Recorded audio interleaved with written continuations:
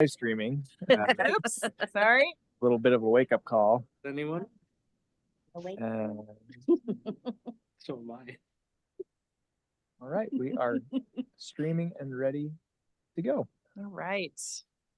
Thanks everyone for being here. I will call to order this November 14th, 2024 meeting of the Moab City Planning Commission at 6:05 p.m. In attendance, we have all 5 planning commissioners: Carolyn Conant, Miles Lofton, Jill Tatton, myself, Kai Marienfeld, and Mikkel Layton. We also have our city planning director, Corey Shirtliff, and Alexi Lamb from the city, and our city council liaison, Luke Wojciechowski, in the audience as well.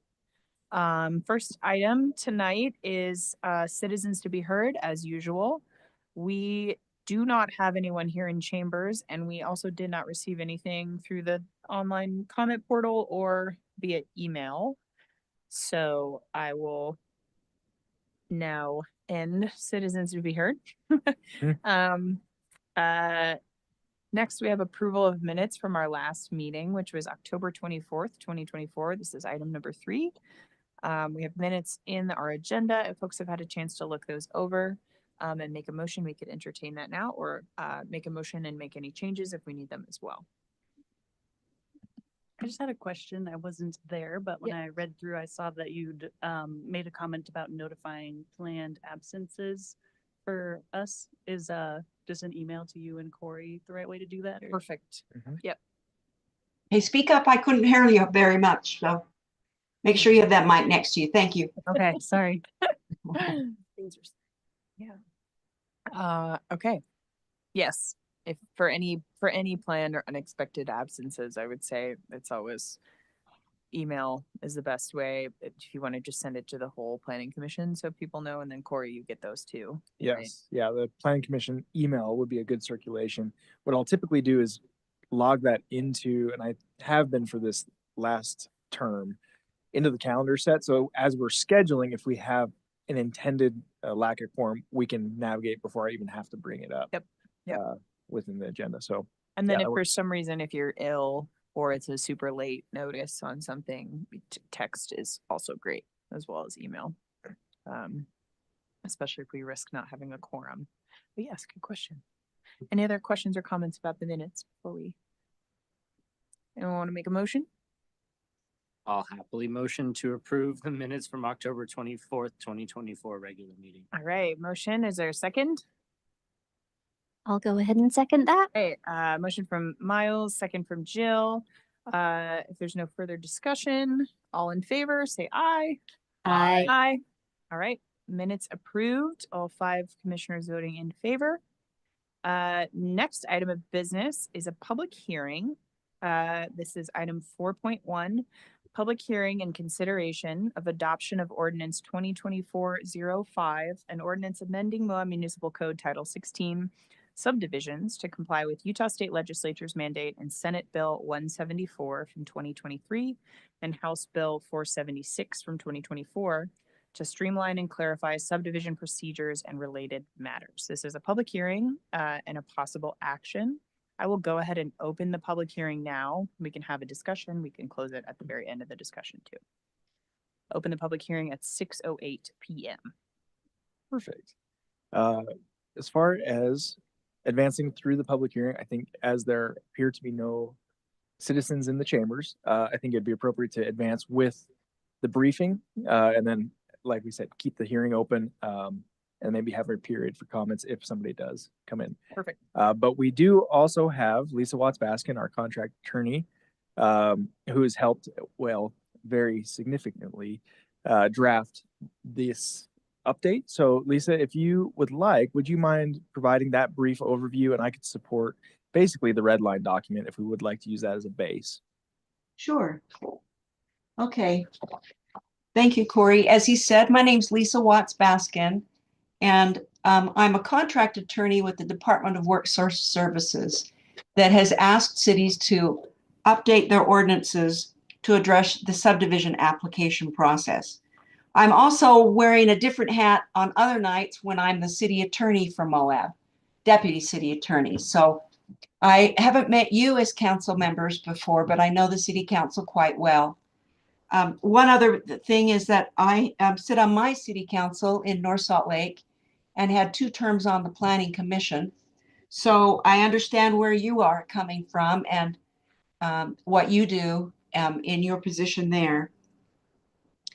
The most important thing to tell you, I suspect, is that this is a mandate from the state legislature. This language must be changed and adopted before December 31st, 2024. If there are questions that come up that seem that they might be deal breakers for you, we can always come back and revisit this with a special meeting if you feel that you need to do that. You also can amend the working draft by recommendation if there are things that you would like to change.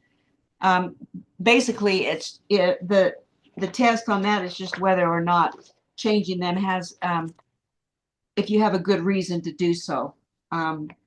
It's not a big deal to do that. A text amendment is a reasonably debatable discussion that the decision could promote the public welfare. So if you found any changes. One other thing is, I know you haven't had them in hand for very long, and for that I apologize. It is a fairly comprehensive change, and I'm going to go ahead, unless you have questions now, go ahead and proceed. Corey wants us to work through the red line, and so that's where we'll begin. Couple things in general. I added 2 new sections to your code because what you've got in Moab is it references plats rather than plans. And the legislature addressed subdivision plans. So 16.10 is new for your preliminary, and 16.14 is new, which is your final subdivision plan. I was able to weave this language into current code. So it's not very long. It's about a 30-page ordinance, 30-page bill, I should say. Now, what has happened, the most important thing is that the subdivision application process is now going to be handled by administrative bodies rather than legislative. And that means that the city council and any member of the city council could not be on the planning commission to make any decisions about subdivisions. It originally applies to 1-family residences, 2-family residences, or townhomes. It's been a decision by Moab at this stage to have it apply across the board to any subdivisions. So that distinction is now no longer necessary. They changed, let me step back again. In 2023, there was Senate Bill 174, and that was really broad, sweeping changes the way the procedures and applications are processed. But in House Bill 476, they refined it and made it a requirement that subdivision improvement plans must be submitted either at the preliminary or at the final stage of a subdivision application. And they limited the review cycles to that to 4, just as they apply to the subdivision improvement plans. All right, so what we've got in the document is 1604, which is definitions. And in the red line version, you can see all the new language. An administrative land use authority, or ALUA, which many cities are making reference to, in this case, in Moab, is your planning coordinator.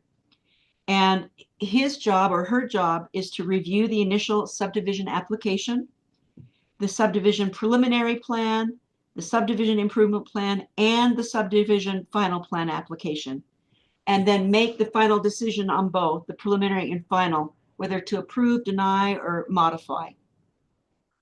As I said before, it cannot include any member of the city council or the city council. And the ALUA shall also consult with the design review team.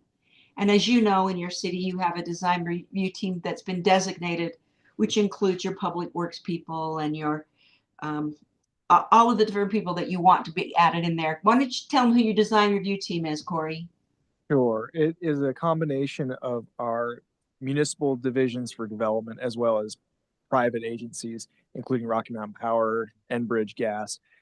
In-house, that would be our city engineering department, public works, utilities, building, sustainability, really all reviewable agents that have some design standards that would be applicable to whether it be subdivisions or development review plans. Thanks, Corey.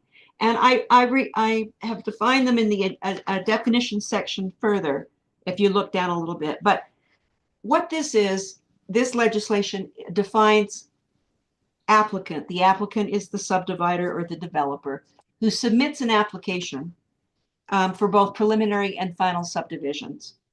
And it's to subdivide land, obviously.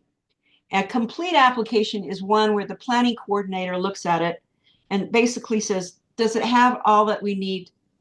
All the city code has been met, public work standards have been met, and any other applicable city, local, or state regulations. There's also a checklist that a city has to put up that says, this is your preliminary checklist to the applicant so they know, and for the final checklist. And I want to say that there, as you know, two types of subdivision applications. There's the preliminary and there's the final. And in Moab, the planning coordinator will be reviewing both of them. In some cities, they have the planning commission do the preliminary, or they have just one individual do it. In some cities, they have the planning commission do both the preliminary and the final. The decision that's been made to date with Moab is the planning coordinator will do both. The definition of design review team is there, then the development agreement, and it has a definition there that the state code has changed. I guess developers or subdividers didn't like the amount of control that cities had through development agreements. And so they've narrowed the scope of what that can be, and it's cross-referenced to 10-9A-532. The application is this development application for both preliminary or final. And then there is a final approval for the final plan. You've got old language, which of course we will retain, but Corey may want to weigh in here when we get to the definition of the planning coordinator. Why don't you explain, Corey, how you anticipate that working? Thank you. This is a term that was existing in the municipal code in regards specific to plat authority. While we don't have a planning coordinator titled position, what this does is allow, in the instance right now, as the community development director for the city of Moab and not a planning director at the moment, it would give me designated authority to sign off on these platting approvals. Or in the case that we do not rehire a planning director, but rather a senior planner or planning manager that can be designated in that way. So the planning coordinator would be the authority that is the reviewing agent or head reviewing agent for that. So it's a little bit more of a flexible term based on the conditions of the city. Very good, Corey. And it's the city planner's designee, and that person, the planning coordinator, will act as the ALUA for both preliminary and final.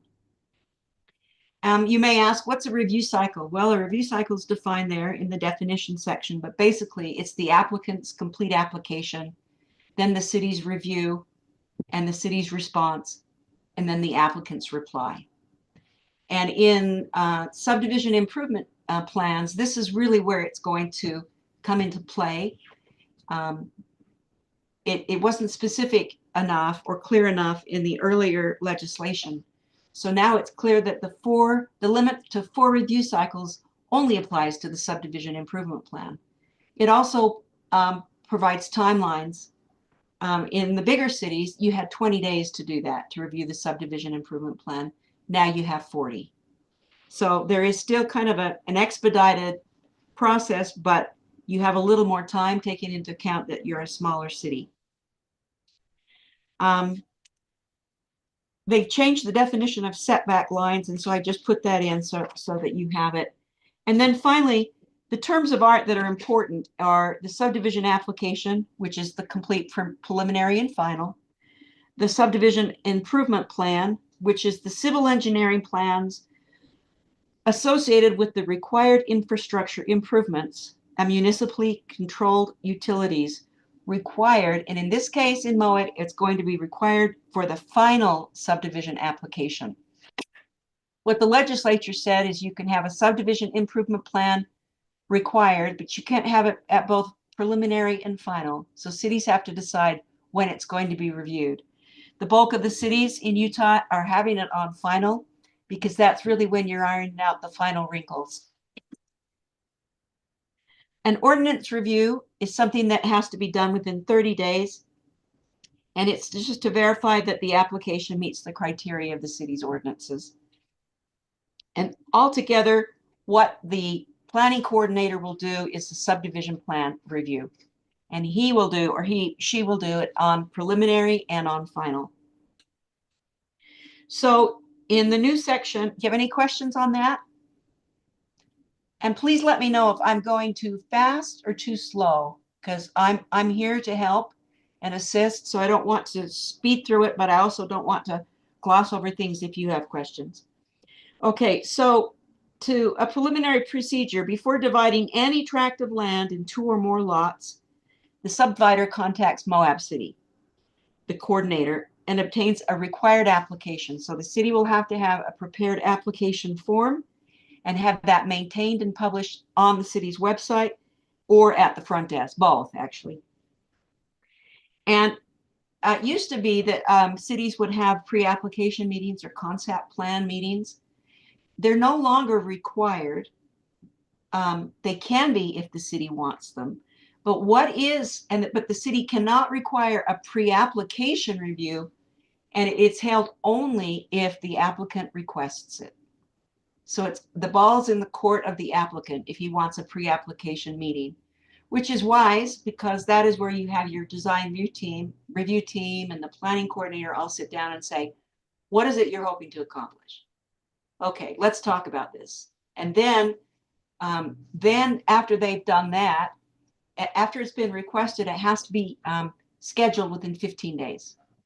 So there's a fast track for that, and it has to be provided, within 15 business days. It has to have occurred. And at that pre-application meeting, it says the things that you have to have discussed and available for the applicant. Copies of the applicable land use regulations and code provisions, a complete list of standards regarding the project, preliminary and final application checklists, and if you have a concept plan, feedback on the concept plan of the subdivision.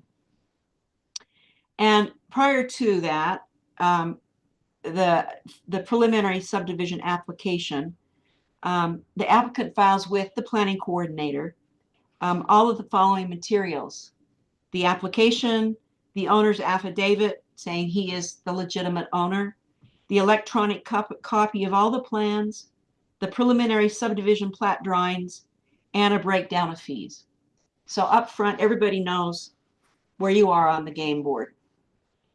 And then I have weaved in some of the current city code about how black and white prints have to be submitted and all of that. None of that is new language, but it's put in together so that it seems to flow better. Okay, so after, in subsection F, you have 30 business days after that complete subdivision, preliminary subdivision is submitted. And the planning coordinator has that amount of time to complete it, the initial review. And that begins the process. If the preliminary subdivision plan is approved, it stays as a valid approval for 1 year. It may be extended by the planning coordinator if necessary with a one-time extension. Current code at 16.08.020 is your exceptions to the final plat.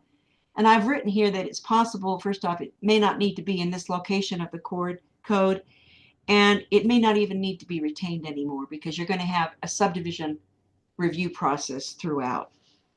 I've left it in. There's no harm in keeping it, but it doesn't necessarily need to be there anymore. There are some areas in the code where the planning coordinator has authority, what used to be the planning commission authority, and instances that the city council retains authority. City councils are not happy about what's happened here in terms of losing authority, but at the same time, they like the idea of relying on the planning commission or the administrative land use authority to make the kinds of decisions that they're equipped to make and have studied. Under 1608-050,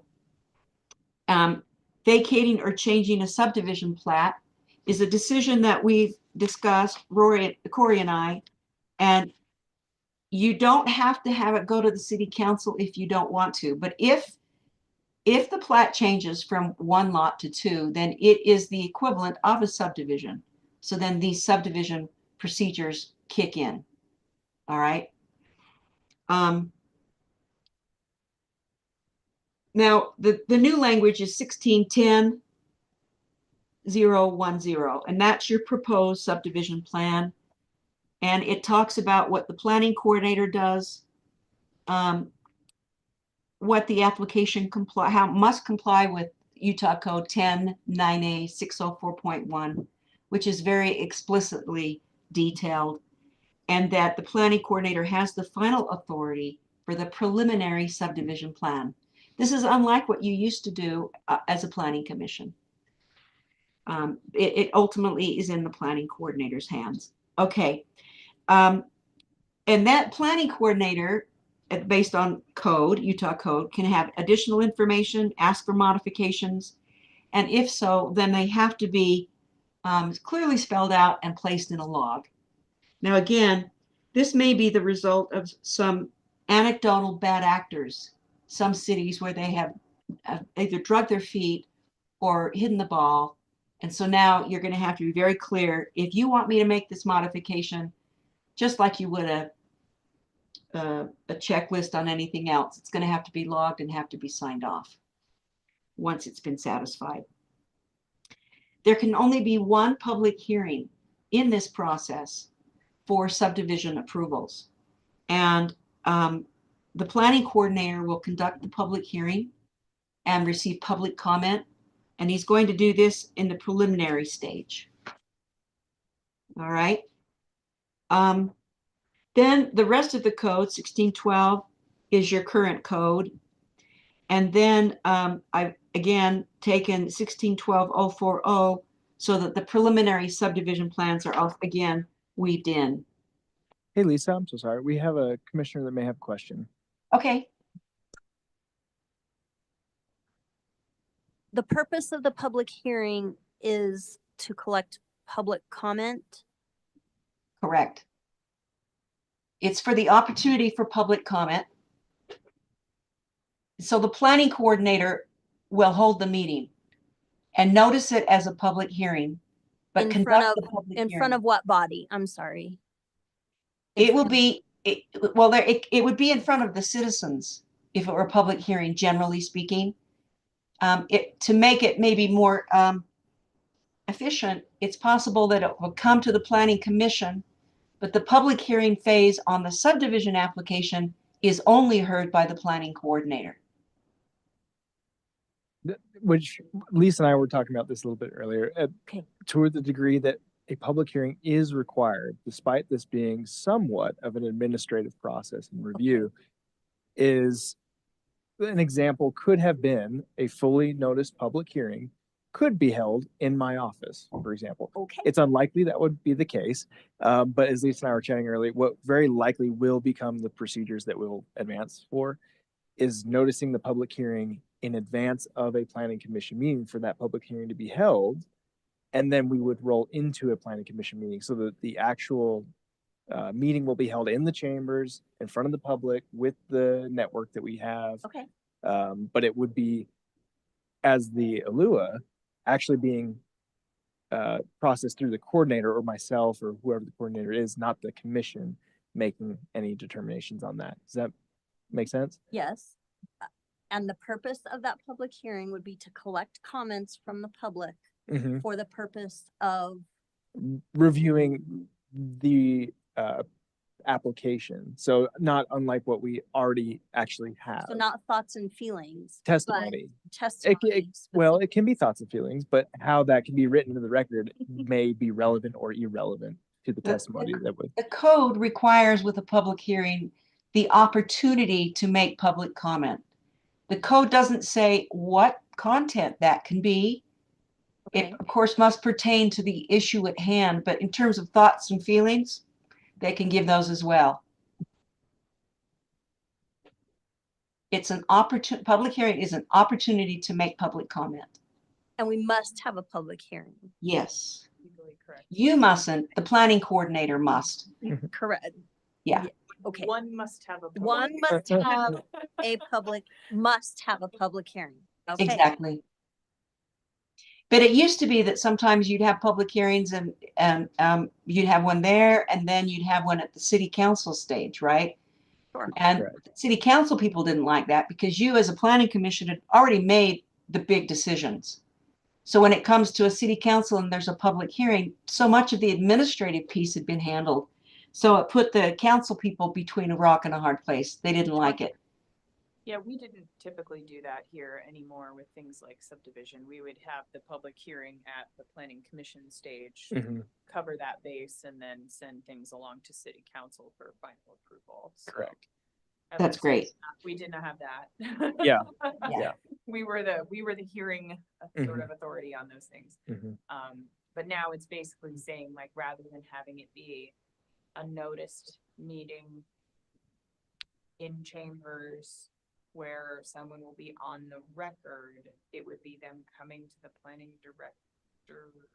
Not necessarily. I think like what Lisa's saying is in all trying to simplify this, virtually it will be the same perceived process to the public. Oh, okay. It will be in a public meeting Yep. through the public hearing standards. You are actually. I am the agent that Yeah, it got it, it got is it. running through, not the commission body. Okay. Does that make sense? I was like, something is off here. It's possible that you'll still be sitting in those seats that you're sitting in, Yes, but I will be the one, yeah, or whoever is sitting here, And reviewing you, that as my coordinator. makes sense.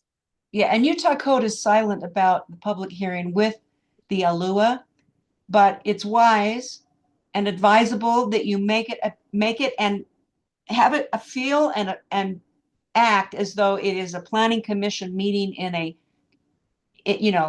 the proper channels, in the proper proceedings, in this room. That makes sense. But there may be some developer out there when they were changing the code thinking, wouldn't it be great if the planning coordinator could do it in his office and make it hard for public comment? Well, we're not doing that.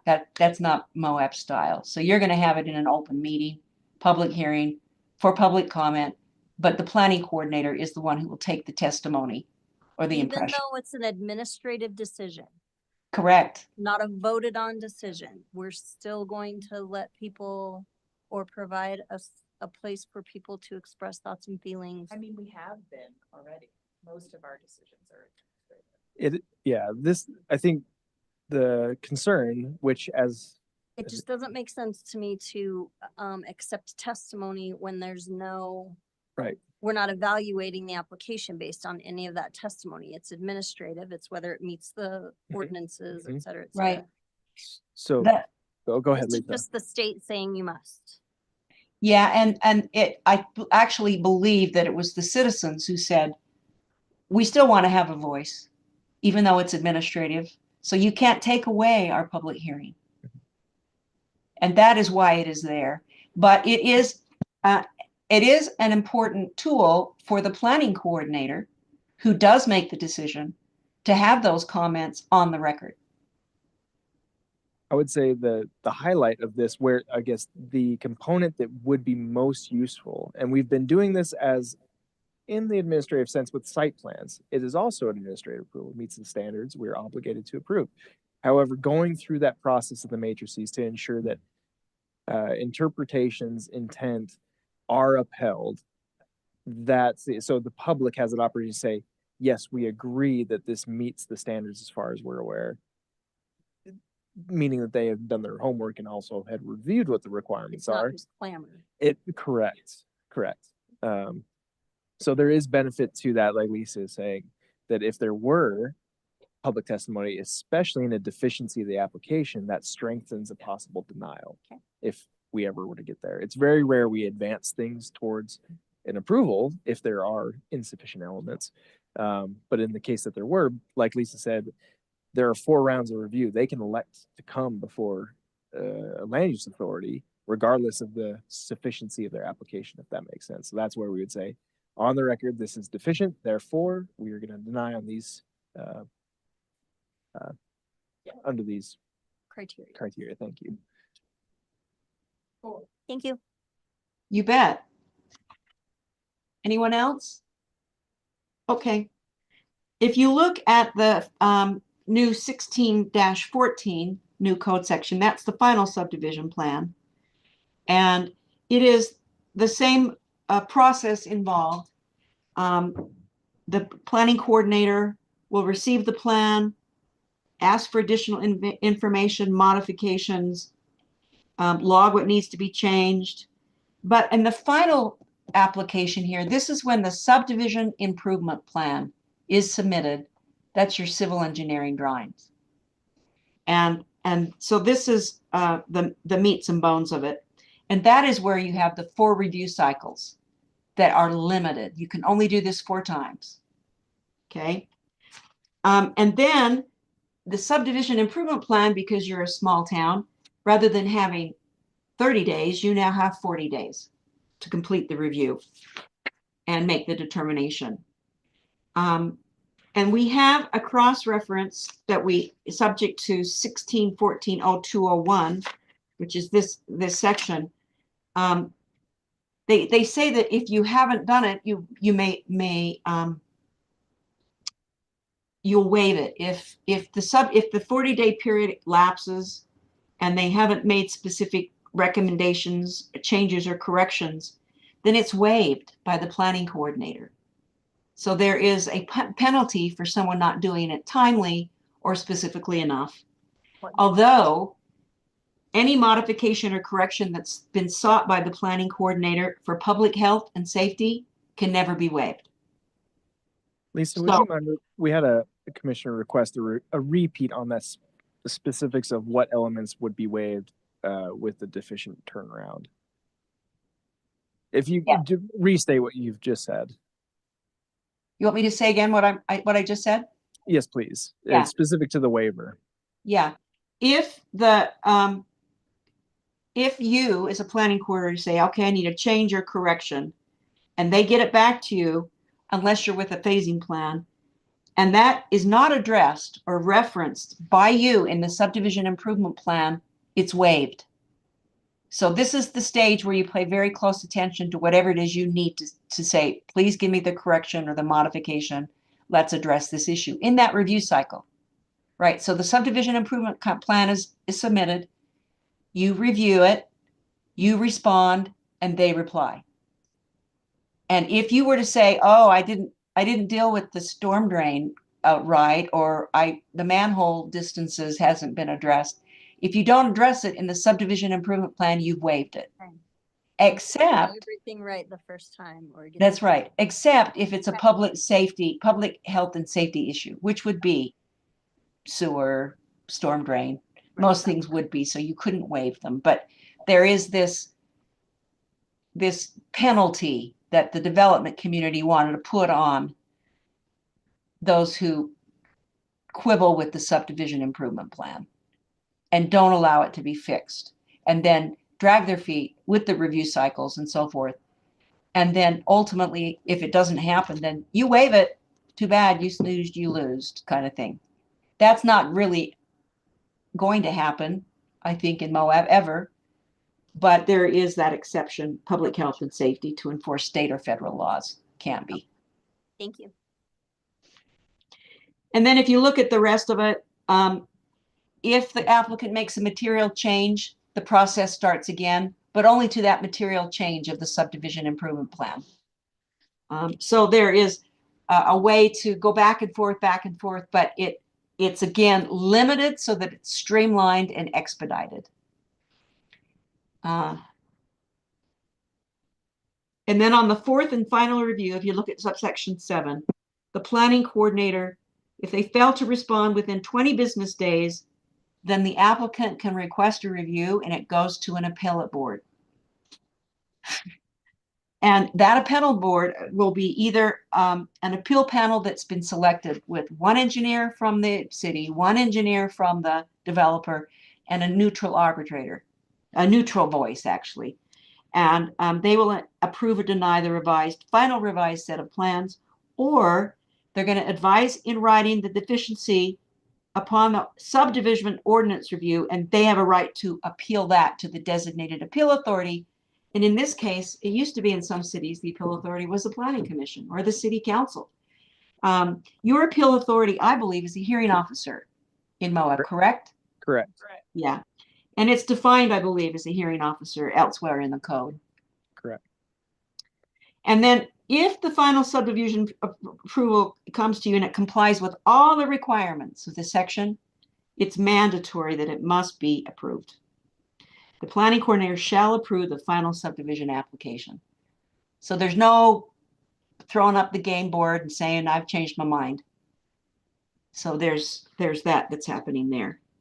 Now, development agreements, if you look at the next section, that I guess is the tool that upset developers. And in this case, you have to comply with 10.9A.532. I didn't rewrite it because I have a feeling in the next session, I didn't just mirror it in the code, because in the next session, that's going to change about what can be in development agreements.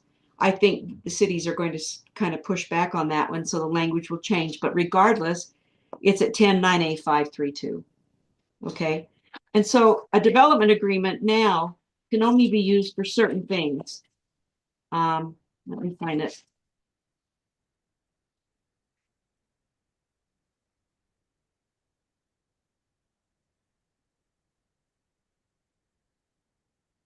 It can be used for a master plan development, a planned unit development, an annexation, affordable or moderate income housing with development incentives, a public-private partnership, or a density transfer or bonus. It removes the disclosure requirement for a development agreement restricting applicants' rights, and it can't require a development agreement as a condition for approval. So we just simply will say we must comply in Moab to 10.9A.532. Lisa, to add to that, that is not to say that this is the same as the subdivision improvement agreement. Correct. The development agreement is a different mechanism. This is what the city councils will be able to, the city councils would still have the authority to put together a contract and say, you will have X, Y, and Z. I want this many units. This is the way it's going to be, whatever. The development agreement can say, you know, I'm not going to have standing water even. Those kinds of things the city council can still do.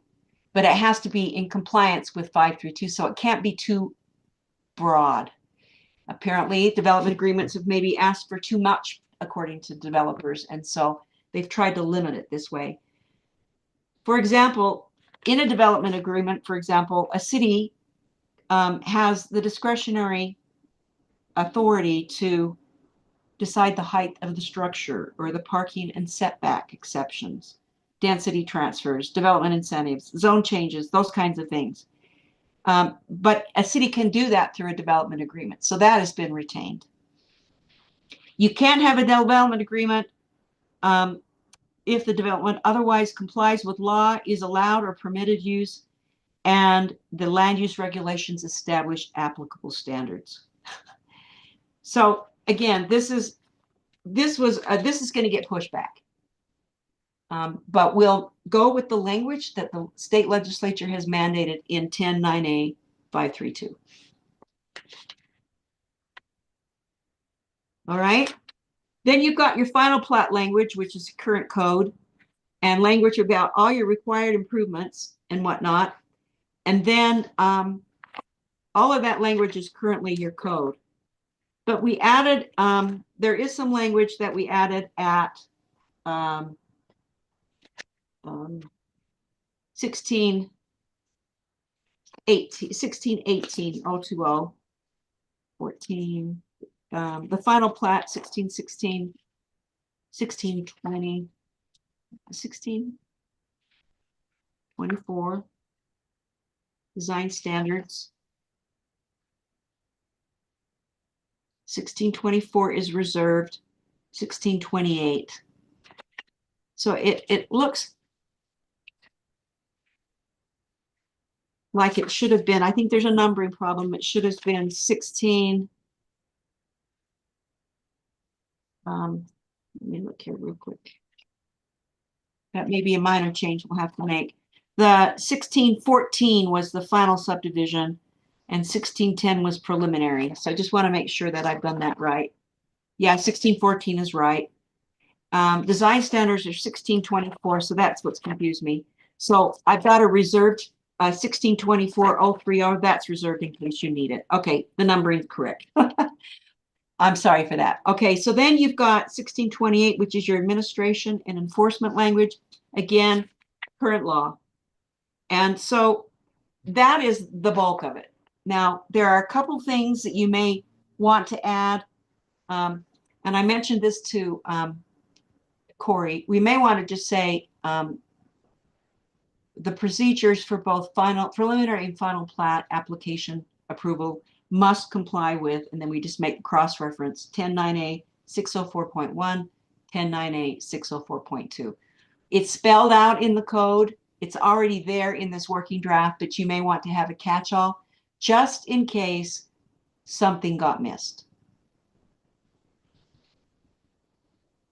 Now, there's new language with regard to completion assurances that says you can only ask for so much on sidewalks and landscaping, and you can't demand that somebody say who the landscaper is going to be.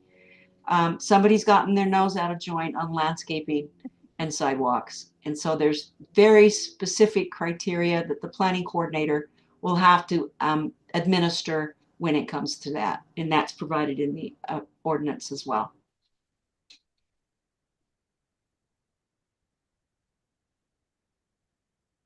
And that concludes the summary. Thank you so much, Lisa. The The rules to my favorite game. is it? Yeah. As we advance into the remainder of the public hearing and then into discussion, the elements that we discussed early on that I would like to recommend we include as we advance this recommendation to City Council are the amendments to the land use authority for the amended plat with conditions, and then modified lot lines to also read planning coordinator in place of the City Council. This is something the mayor, as well as administration, feel aligns with the rest in the spirit of this update. And again, it's gonna apply to single family, townhouses, All, it doesn't yeah, matter. we've It's elected gonna- to say all subdivisions will go through this process, which is why the amended plat wasn't originally included, where it remains City Council. So now we have a disproportionate process, it seems, where I want to move my lot line with my neighbor and I got to go to City Council. But if you want to create a brand new lot, you don't have to go. So we're aligning that process with That makes sense. with something that again meets the standards, would seem appropriate. So what will happen is in that graph that you see at 1608-050, we've made some changes within it.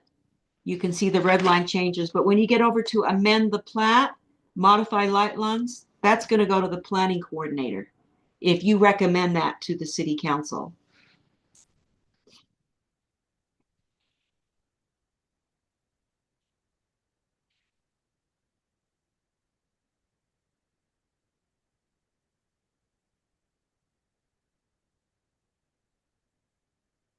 Miles, are you writing your motion? There's not a recommended motion. Oh, I that's right. Oh, I thought That's I right. saw. Yes, as this staff report came directly from Lisa's materials, we wouldn't have had a recommended motion typical to what we would in our agenda summaries. The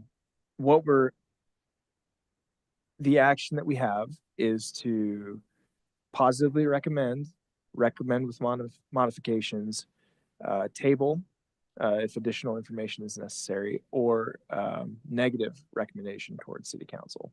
For ordinance 2024-05. Correct. And you had 3 modifications. Yes, So those are not in the ordinance that's printed in our packet. the recommendations I'm making. Yeah.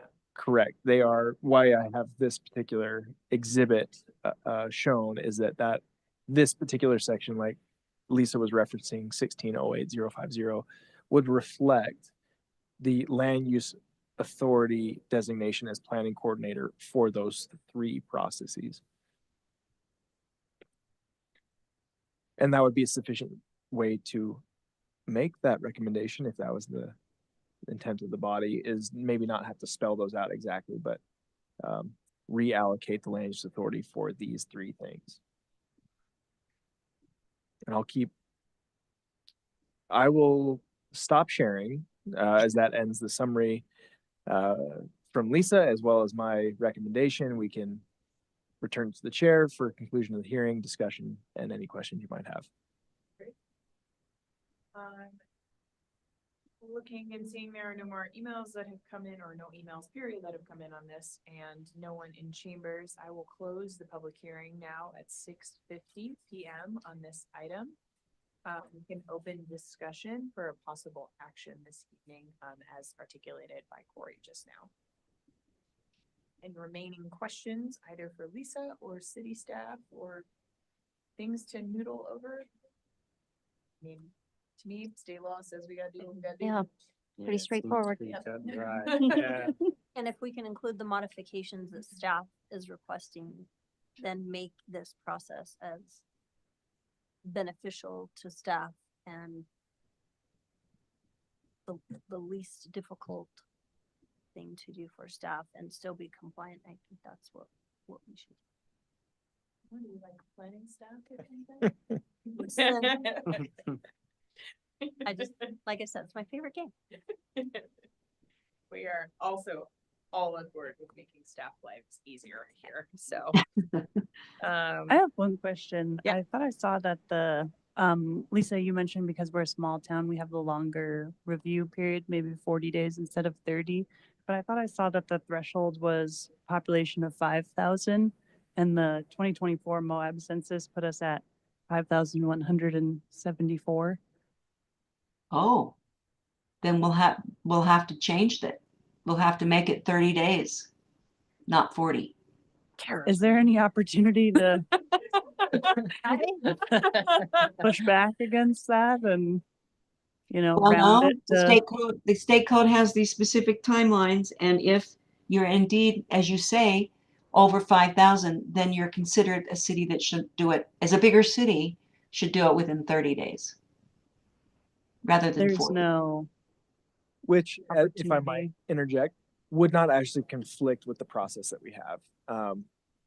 Albeit even saying a planning division of 1 right now, we are still able to accomplish. I'm pretty proud of our review process. So that doesn't give me much concern in that we have our policies and procedures already set around that 30-day marker. It does put a little bit more pressure on it where, in a consequence, we aren't able to perform. We're being forced into different avenues, unlike site plans. But at the end of the day, throughout all of this ordinance, this is really designed against bad actors. So if at the end of the 30 days, there's a consequence where it is advancing towards a review or some additional mechanism, we're obviously in coordination with those applicants. We would let them know your deficient application, it will be denied, but if you want to go. So this is more of, they believe their application is sufficient, and we're, at least I use this term, and I'm going to start using it more, hiding the ball, so to speak, or not playing particularly nicely. That's when that becomes, the ALJ says, no, this is ready to go. We're approving you. You can't just filibuster this approval, so to speak. The And commissioner, though, was great to have raised this point. All we would have to do under 1614-020 is we will say within 30 business days rather than 40. Mm-hmm. So that's a straightforward change. Along with that entire section, after the 40 days, we'll have replaced 30 for the word 40. And we can have that in the motion as well as an amendment to what we are recommending in the ordinance for council. And Corey, this doesn't raise any feelings of panic or anxiety It does not. in you. No, it does not. Like this Carolyn's first gotcha moment. Yeah. as the Giants. Well, it was more like, it kind And- of seems like another anti-Moab specific threshold coming Yeah. out from Right. state legislature. Yeah. We were literally in the list of cities in Utah, the first town with a population over 5,000. Oh, yeah.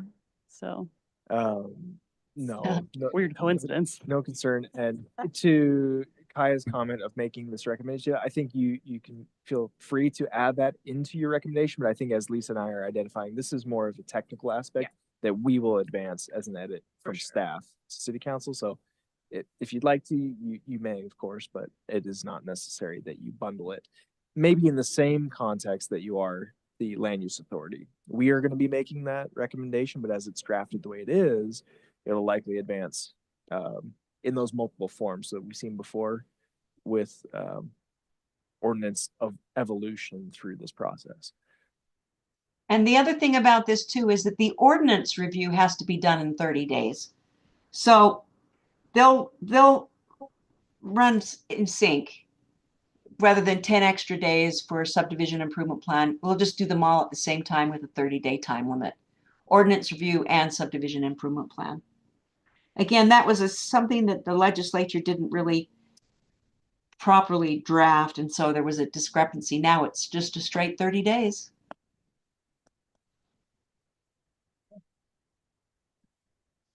Does anyone want to make a motion? Again, this would be to either recommend positive recommendation to city council on this proposed ordinance, a negative recommendation with reasons, or tabling it if there's something we still need to do. And then of course, adding the additional 3 changes for the planning director as the LUA.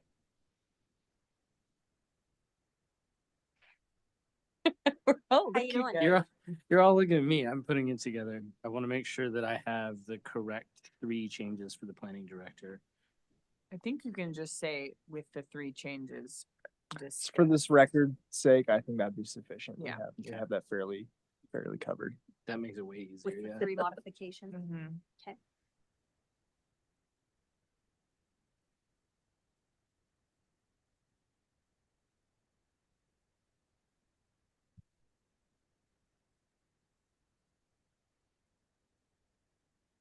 So what's everyone doing for Thanksgiving?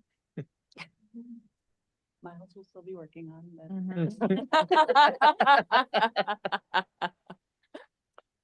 Well, It's long enough. I got to type it out. For so I sure, don't for sure. stumble No, I over it, appreciate you it. know? Take your time.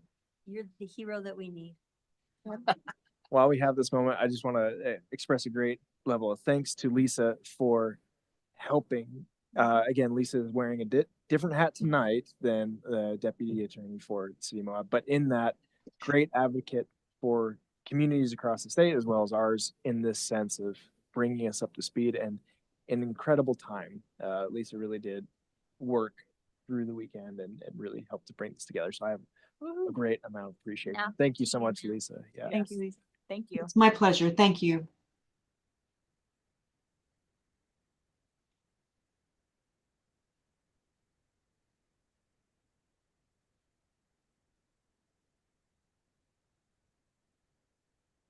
I think it smells wonderful. Always been a fan of the job.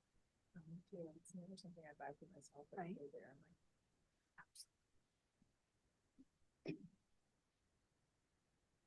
I'm going to do it.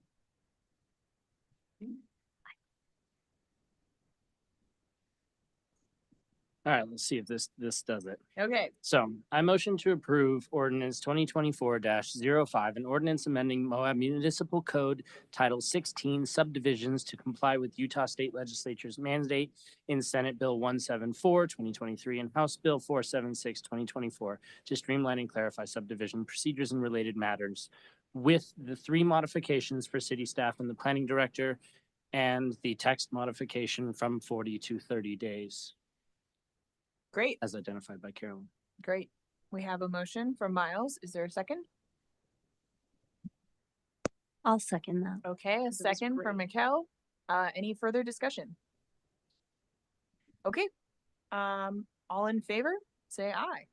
Aye. Aye. All right, motion passes with positive recommendation of the ordinance of city council with modifications as discussed, 5-0.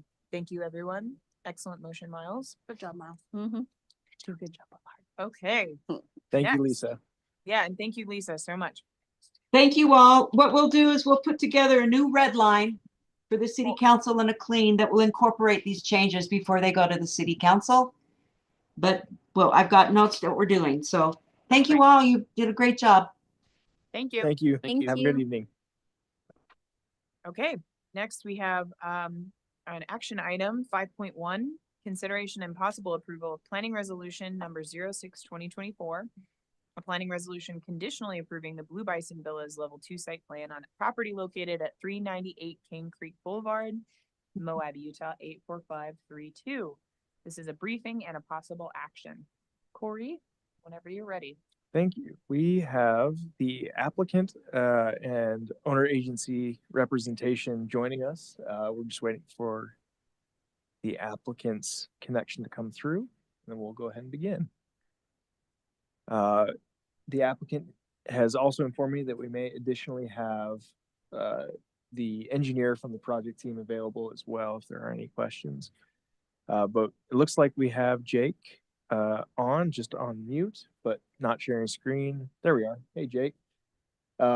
Is our volume coming through, Jeff and Jake? Sounds okay? Yes, I can Very hear you, Greg. Perfect. We can hear you as well. Thank you. All right. We've just entered into the item.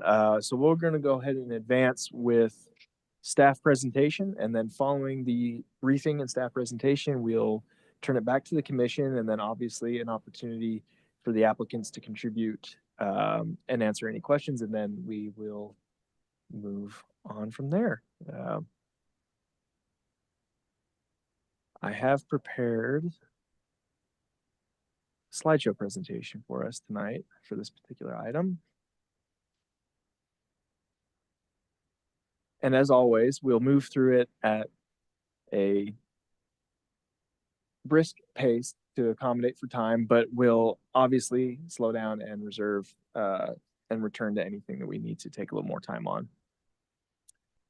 Moving beyond the general background briefing, as this is a fairly long-standing review item. The brief overview here is that we're identifying the property at 398 King Creek Boulevard, situated just to the north of the King Creek Apartments, and then adjacent to the Pack Creek and then Mill Creek, Pack Creek confluence area, butting up to the 200 Southwest private street. Over there on this vicinity map, you can see the RA1 zone highlighted in that light green, and then adjacent properties in the industrial zone, and then the floodway identified as no coloration in this vicinity map.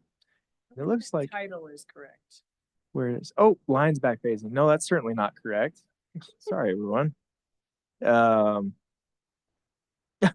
That might have been us. I hope this is the correct draft then.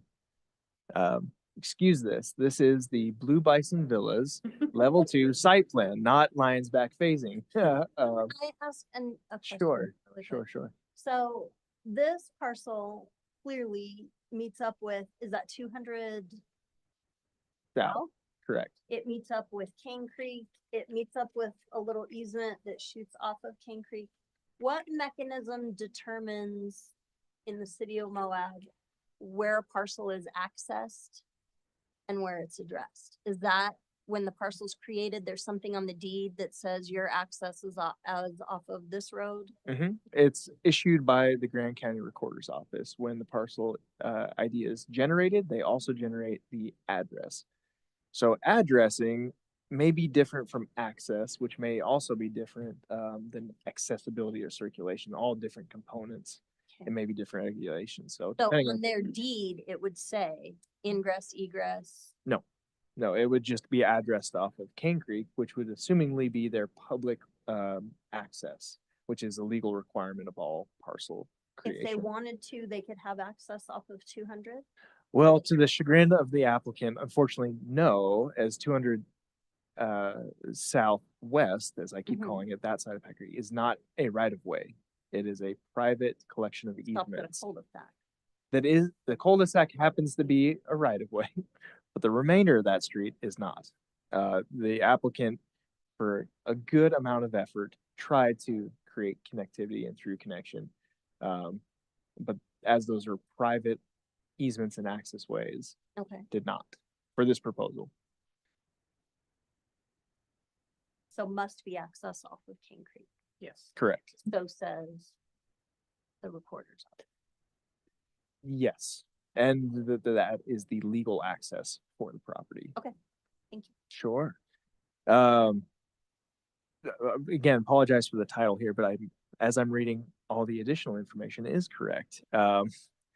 So the applicants tonight are proposing under the Blue Bison Villas title, a residential multi-household townhome and condominium development. A lot of things going on in that title there is that we are advancing through the development standards as a multi-household development that will additionally have the ownership overlays for both townhomes and condominiums applied later through that development process.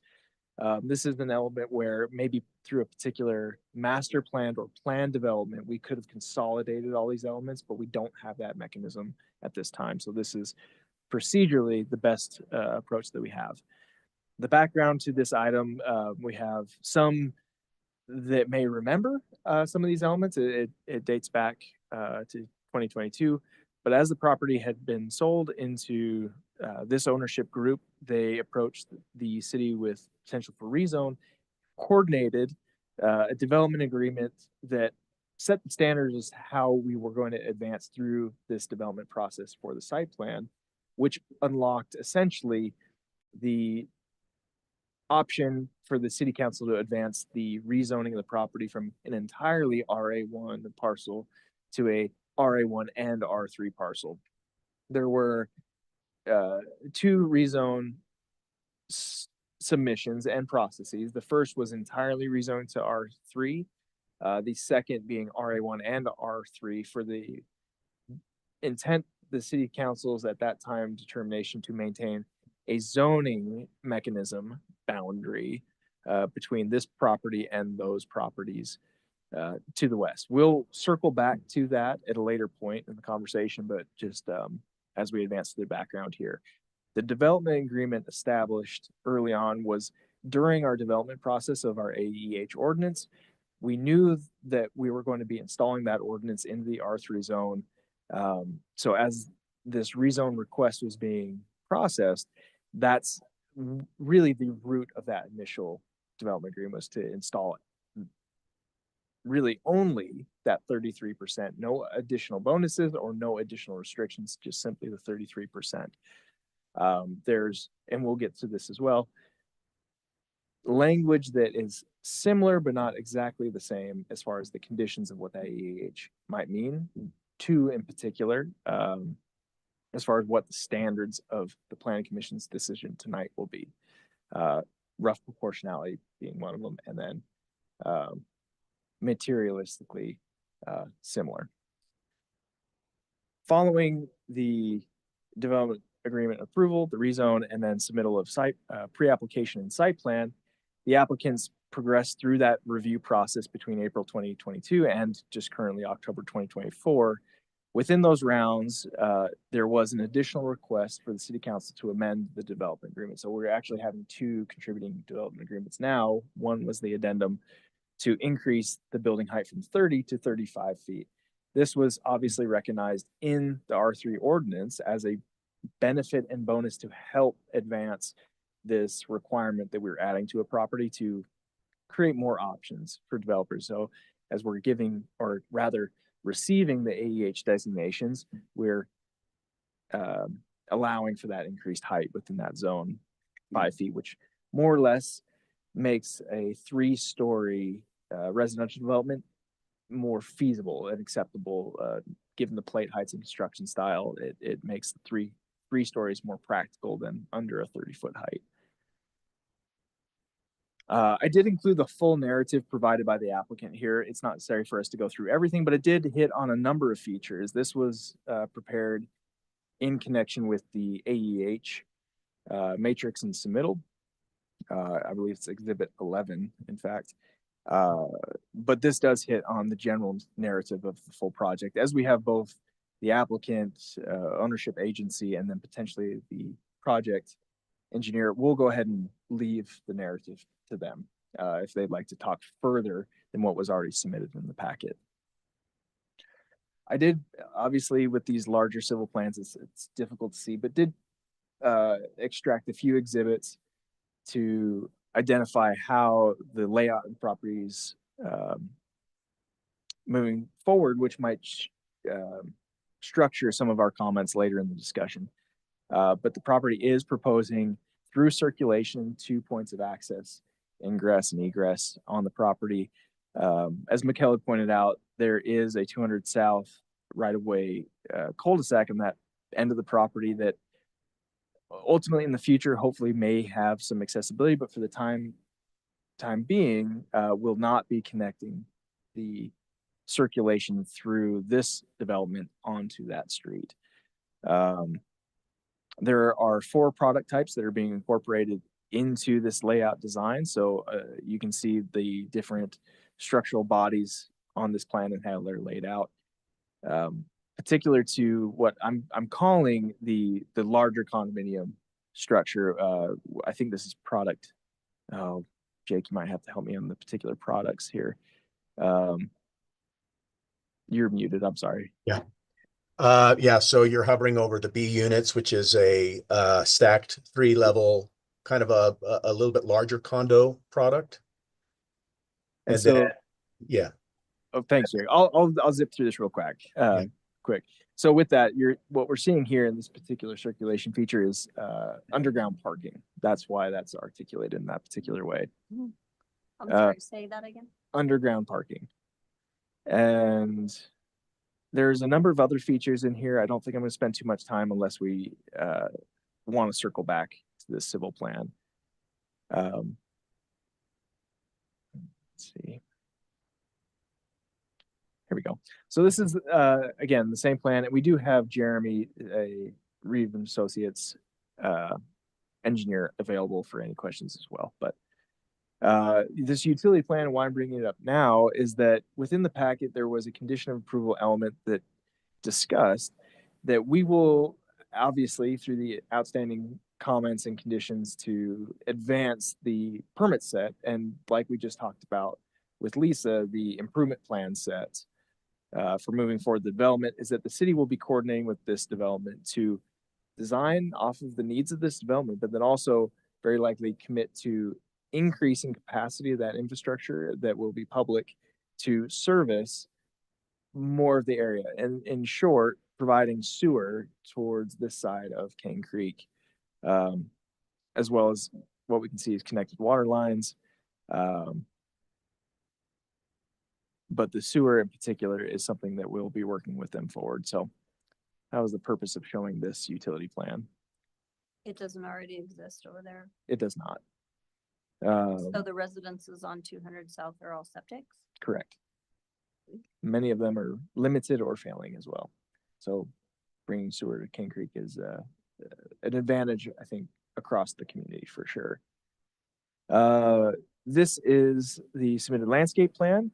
While this is really to represent and kind of show a little bit more of the artistic and architectural rendering of the site plan, but also as we have our sustainability director and evolving position as it is, Alexi Lamb, this property, as it was approved through that development agreement, and not only that, but its initial site plan predates a number of our improved, what we'll call improved development standard ordinances. So this property will not be complying with the standards within the new 1710 landscaping ordinance. However, will be advancing landscaping on their own account that will align with what it is that our intent was. So it won't be going through quite the standards of review that we are seeing with typical site plans now, but it is their right under their vesting to advance based on their design that they had. So they could if they wanted to. Sure. Current standard. Sure. And I think for the most part, they are attempting to do so as it aligns with their current plans. They do have plant table, plant schedules, but we won't be reviewing it. within that perspective. These are taken from the architectural renderings, JB. The images are stacked that you're seeing the front and rear, if you can see my cursor, the front and rear concept renderings. I won't say these are going to be exact, and maybe when we turn to the applicants, they can give us a little better perspective, but these are the 3-story townhomes, maybe we'll call them that. And then what Jake was discussing is the 3-story larger condominium center structure that we had hovered over earlier. This will be, for lack of a better term, our walk-up condominium or 2-bedroom condominium product on the left, and then the larger 3-story townhome product on the right there. This is where I might digress, and I apologize. This with the Zoom land, I think this window has been interfering with text this whole time. So Jake and Jeff, we're gonna minimize your screens here just to get a full text screen here, so hopefully not lose you. Okay. So discussing site plan and review process right now. So nothing beyond what we've reviewed by standard in the past, really, again, moving through that standard and administrative land use review and approval process. The Planning Commission acting as the land use authority in this case.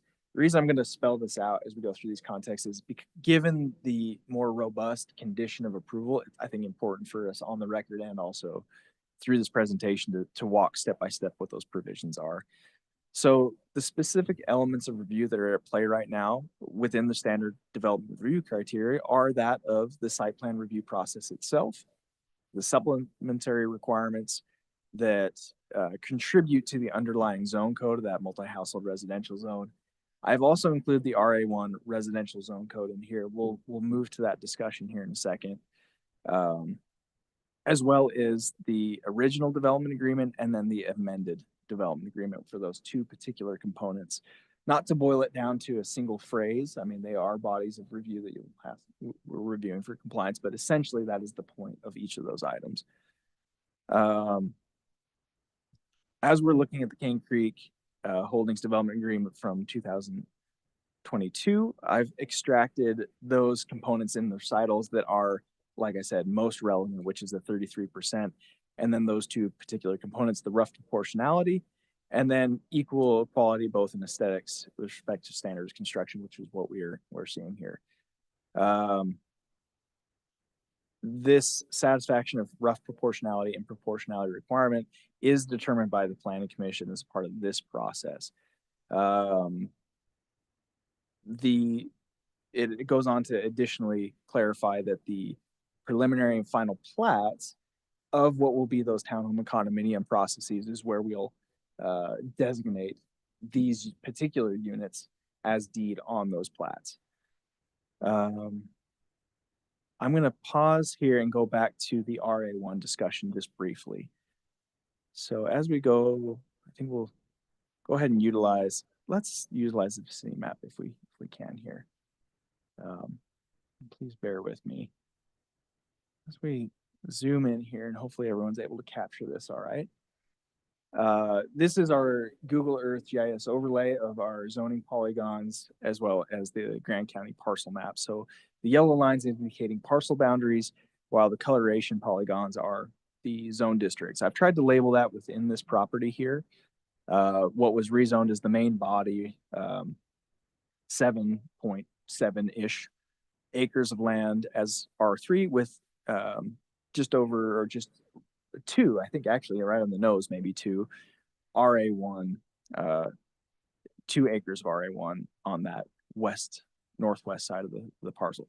Why this is significant, why it relates to our development, is that you can see as obviously the developers try to utilize the best ability of the land that they can. There's an amount of land that has not been designated here yet.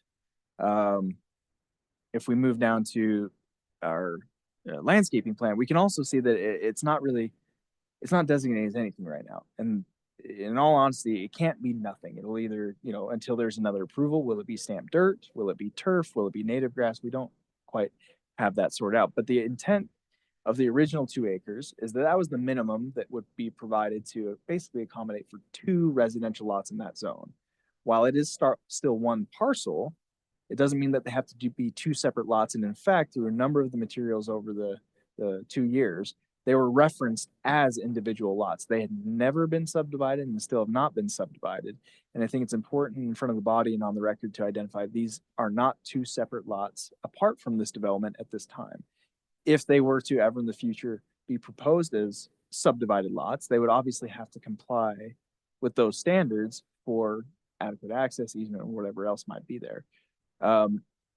That may be challenging under our current standards. So it's important that I think as the staff, as we look at this forward, I'm going to be talking about a few other elements, that it is important for these applicants that they've clarified that it is important that they advance this project as it is designed now. And we, through this administrative standard, believe that they either do or can meet all standards applicable. That is our obligation to them. However, I am saying that as the record, there are elements of infrastructure that are taking up aspects of that lot. So it needs to be understood that we are trying not, the intent is for us as the city to not paint them into a corner where this 2 acres becomes unusable for them or unusable to the degree they would like.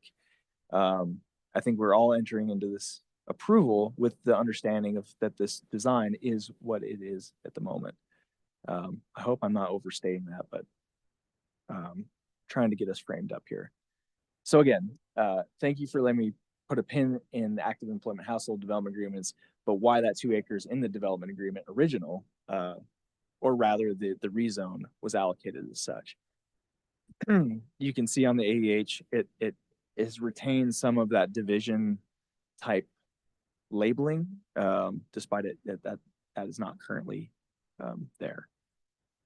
Specific to the AEH, this is the matrix breakdown provided, and as Jake had referenced, the units designations have changed a little bit. So from what was originally B here is indeed the D unit and the B units that we discussed earlier. Square footages, bedroom counts. What the applicant has done here is provide a static 33% across the board for this AEH dedication, which is what the development agreement has required of them. I think. Does it have to be static? Could it be, I mean, obviously, right. That's the floor, right? Thank you. Yes. So with Kaya's question, it's 33%. That's what's required. However, what we have done here, because we knew there were potentially going to be fractional amounts of units, you know, depending on, you can't have half of a unit. So how are we going to deal with those elements, as well as design of a particular property, how the mix of things might work. We had a rounding. We do now. Matrix. Oh, we do now. Sorry. So it didn't here, but we still maintain this language. Yeah. Basically with the idea that a applicant could come before the body and petition a rough proportionality. Now that language is open. It is bound legally to some degree, but gives the commission the interpretive authority to say, for this development, maybe it makes sense to have more of a particular unit and less of another. Yeah. Or some more variable combination. There was no way that we had a silver bullet at the time.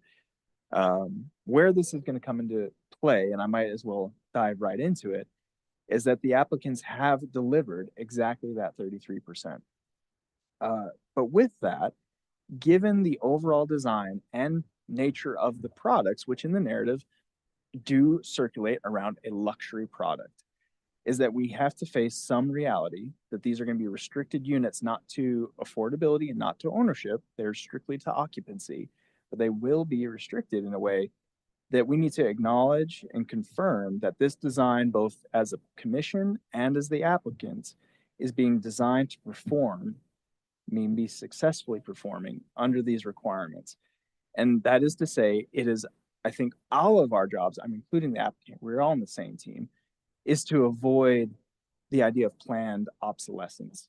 And by that, I mean, that the staff has spoken with the applicants a number of times about potential strategies, some that were being proposed by the applicants, some that were being proposed by us, of different ways to navigate this to make what it is their dream design successful under the conditions that we're even being able to develop here, based on what the city council's requirements were for them to receive that rezone. Yeah, because I have, just looking at the AEH restricted units narrative, I had some questions, or I should say concerns, about the mix of what is planned to be the AEH units Sure. via the development agreement. For that same question, understanding where the market is right now, what kind of stuff has been sitting versus what kind of stuff has been going, and just, yeah, I know that's not at all our purview, right? Well, it kind of Yeah. is. I mean, so, and this is, and I'll be wrapping up my statement shortly, is again, strategies to successfully achieve this rough proportionality, and then through the design, ensuring that is going to be successful. The applicants are electing to advance this design with what are acknowledged as some luxury products. Again, a strict 33% with that, in the narrative, some designated luxury products in this plan. The importance and why I am building this statement on the record is that the possible performance is being acknowledged by the applicant and commission as we move forward here. And to advance a design with performance concerns, not that we're saying that there are, but I think we're all able to see what we are looking at here. I just want to kind of be clear, is to later amend the agreement to release the restriction because of performance issues, I feel would undermine the purpose of the original DA, the rezone, and the collective intent of this property. Within the original approval, it is important for the applicant and the land use authority to be united in this. And this is where it becomes interesting, is that what the statement you just said, what is our purview? Your priority and your obligation is to review the design standards of the project to make sure they meet the standards as they're outlined by the code, which is why we've come to you with a conditional approval with the elements that are out there. Yep. That either they are meeting or can feasibly meet these, and we'll continue to work with the development review team to ensure that they are locked in and solidified on those detailed notes. But as we move through this discussion tonight, I'm basically saying that the planning commission has limited option for Yeah, we can't say you have to do this. for It's in this unit. that's Yeah, correct. yeah. So I think it's understood, Kai, thank you, that you understood what I'm saying, but it needs to be acknowledged for the matter that if this property does advance with this design, it is not a big surprise if this design performs the way this design will perform. I think the point in my redundancy here is that we all know what this is. So if it's performing the way it appears it's going to perform, that's fine. This is a development agreement. It is not a by right ordinance. So we are all electing to advance this as is. Mostly, I'm saying the applicants are electing to advance this design. So worst case scenario, the performance on these units is not most desirable. To me, that does not feel like grounds to remove the entire intent of what the development agreement is, but that's not for us to decide. That's for the city council to decide. But again, for the record, I think as the land use authority, this is the discussion that needs to be had on the record. So that, I think, does conclude my element on AEH. I'm going to move on now to the conditions of approval and criteria. Is that this is an excerpt from the approval criteria that the municipal code gives the authority for us to make these conditions of approval, given the complexities of a project, specifically the complexities of a large project like this, that is facing some unique development challenges because of the site. Sewer for one, infrastructure for other, the floodway as a third, and the list goes on. So this team has been working really hard to develop a plan, an improvements plan that does truly work, but also really gets to the end of their design. So within the conditions of approval set that we've proposed as staff, I do feel very good about where we're setting with that, that I don't feel we've in any way over encumbered the applicants nor under supported the staff's ability to get them to the finish line. So what I'd like to do moving forward is maybe we'll have those as two different discussion items with the commission. If you'd like, that if you have questions on conditions of approval, that's one thing. Design or any other elements, that maybe is a separate. But I think that does conclude my briefing on this. And again, it was a long brief, but a brief nonetheless. What I'm showing on screen, this is our recommended motion for approval. While it is long, if the commission chooses to advance this condition, I am making the offer that the commission does not need to read this entire motion. Simply read the initial motion at the top, and then can read number one, including the following, and then just read the first bullet, A, B, and C. Of the rest, so to make it a little bit easier on you guys. Got that, Mom? Yeah, I kept looking at Miles. So I'm gonna stop sharing screen now. I believe our applicants are still, I had them shown. Yep, okay, we're all still there. Oh, we have more. Oh, that's the engineer. Yes, so at this point, wherever the chair would like to go, whether it's contributions from the applicants or moving right into some discussion, but I think the applicants might be a nice opportunity for them to speak to the design and then also maybe address any questions you have.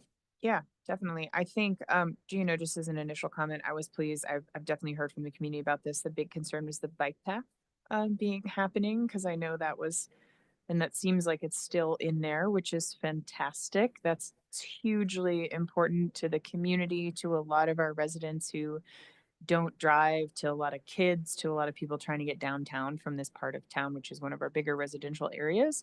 And I think that's a huge benefit to the community. So I just wanted to say thank you for making sure that was found its way into y'all's final plans. That's important to everybody. And then also, obviously, the commitment in the development agreement is really wonderful to see too. So thank you for that. Yeah, if you want to just take a few minutes, if there's things that you think are relevant for us to know or anything that Corey said you want to address, please do. And then we'll have some discussion amongst the commissioners. And if we have remaining questions, we could kick it back to y'all too for answers after that. Yeah, I don't think, I mean, Corey has done a great job in hitting on most of the points. I'd probably just be fairly redundant in all this. I just want to take an opportunity, though, that we really appreciate how dedicated and helpful Corey and staff has been throughout this. It's been definitely a challenging project to design and try to get everything that we were hoping to, and the items within the development agreement to be able to get it all functioning and working.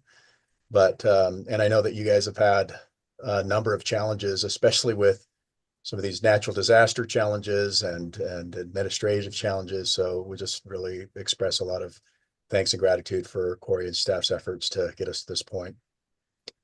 But I don't know that we have a whole lot more to cover because of what Corey's already done. So we'll stay silent to keep the meeting fairly short and be ready for any questions you have. Thank you. I mean, this made me look up what a barn dominium was. So I appreciate that. I was like, that's cool. Yeah, there's that is definitely a unique product, and it doesn't typically look similar to what you would find most products that are out there that carry the title of barn dominium. So this is probably better called a glorified townhome with a main level of storage that can be to the tune of about 1,800 square feet of high ceiling storage for the adventurers of Moab to be able to put all their toys and goodies in a place where it's not sitting out on streets and roads and trying to struggle to find storage for those things. So we've kind of come into the market with something that is a combo design of these barn doors and a townhome. Interesting. I can kick it to somebody else. I think my initial thing was just, what I had mentioned to Corey. And again, this is y'all's purview. I understand that, roughly proportional for sure. It is, I am nervous about seeing 4 of the 12 A units in particular being AEH restricted. I'm just like, wow. I think the market in general for that is hard. I think the market for that to be occupied by someone who actually lives here on on a majority time basis is extra difficult with that particular product. And then certainly some of the other more high end stuff too. I think the C units make sense. I think the B units could make sense. It's really those kind of higher quality product. And that's not to say that there's not someone out there that works for sure. We would frankly, we would love that. We would love to have people live in our community year round, who live here. That is ideal, I think, for everybody. But that was kind of just the thing giving me pause where the numbers are. I obviously realize that that is roughly proportional. But just with like Corey said, the product type that you're going for, it's it seems a bit risky to have that in there. So I don't know if other commissioners feel. Can I add some comment to that? Yeah, sure. Please do. Yeah, no, we actually share your same sentiment. And I think that has been something that's been on our radar since before some of the market conditions had turned, just having some expectation that market conditions were going to turn. Yeah. And the safest design was one that was trying to prioritize, honestly, the affordability. And I think the conversation was one both being loyal or honoring what the agreement was, right? Which was originally its intent was saying, each of the product types are going to have those designations, so that way it keeps consistent throughout. And I think that we were in the same boat as what you're kind of saying, which is I think that from the housing standpoint, the ones that are struggling to find the housing the most are the ones that are basically looking for affordable housing, because I think that if money wasn't an issue whatsoever, they could go out and compete on any of the other products that were out there, even as limited as they are. And so this is my way of saying we're happy to, if there is a conversation that's wanted to be had at a later date, we've never at any point tried to push any of the higher products into the restriction. In fact, we've been the opposite, thinking that the best thing is to try to restrict the more affordable product. And then if people aren't really held back by their their incomes, let's say, then they really don't need the help of the restriction, because they can compete and bid and offer on the higher end product. Does that make sense? Yeah, I think so. So we've been thinking that same thing, but again, the agreement and the way that it was written kind of forced us into saying, well, we've just got to follow what's written, and that's why we've gone that way. So I just wanted to make it clear it wasn't by our design that we're trying to say, hey, we're going to restrict on all those. It just was really the communication as we worked through things with Corey and staff. It really came down to we kind of have to, just with how it's written. But if that needs to change, you definitely just in advance, you have our support of that, because we think the same thing. No, I mean, for me, it's more just like the overall product design. I think with the market how it is right now, I don't think there would be an issue with y'all getting the benefits that you've gotten from the development agreement. The higher heights is huge. I know, as far as like really making a return on investment pencil out. We've seen that in other projects too, which is why we put that in the ordinance at the end of the day. But it's just like, if it was all C units and B units, I don't think it would be an issue. I think if it was but because there is that like super luxury product type, it definitely does move it into that. I think you could sell every single, if this whole thing was C units and B units, I think you could sell all of them before the project was finished, but it's, Understood. we'll see. I mean, we'll honestly Understood. see. Yeah. Yeah, sure. absolutely. Okay. Any other commissioners? Any questions for the applicant? Comments? You pretty much covered the only thing I had flagged reading over all of this. And I mean, on the one hand, it's nice to think that, Moabites would purchase a variety of for sure spaces under the AEH, but practically, I think as long as we maintain that 30%, I wouldn't be sad to see more B or C units come online and have those A's not be restricted by AEH. Yeah. Yeah, and I mean, that's the thing too. It's ultimately contributing to you are providing places for people to have as their second homes, which is sort of the pressure product problem, which is why the city passed the AEH ordinance in the first place, was that inverse.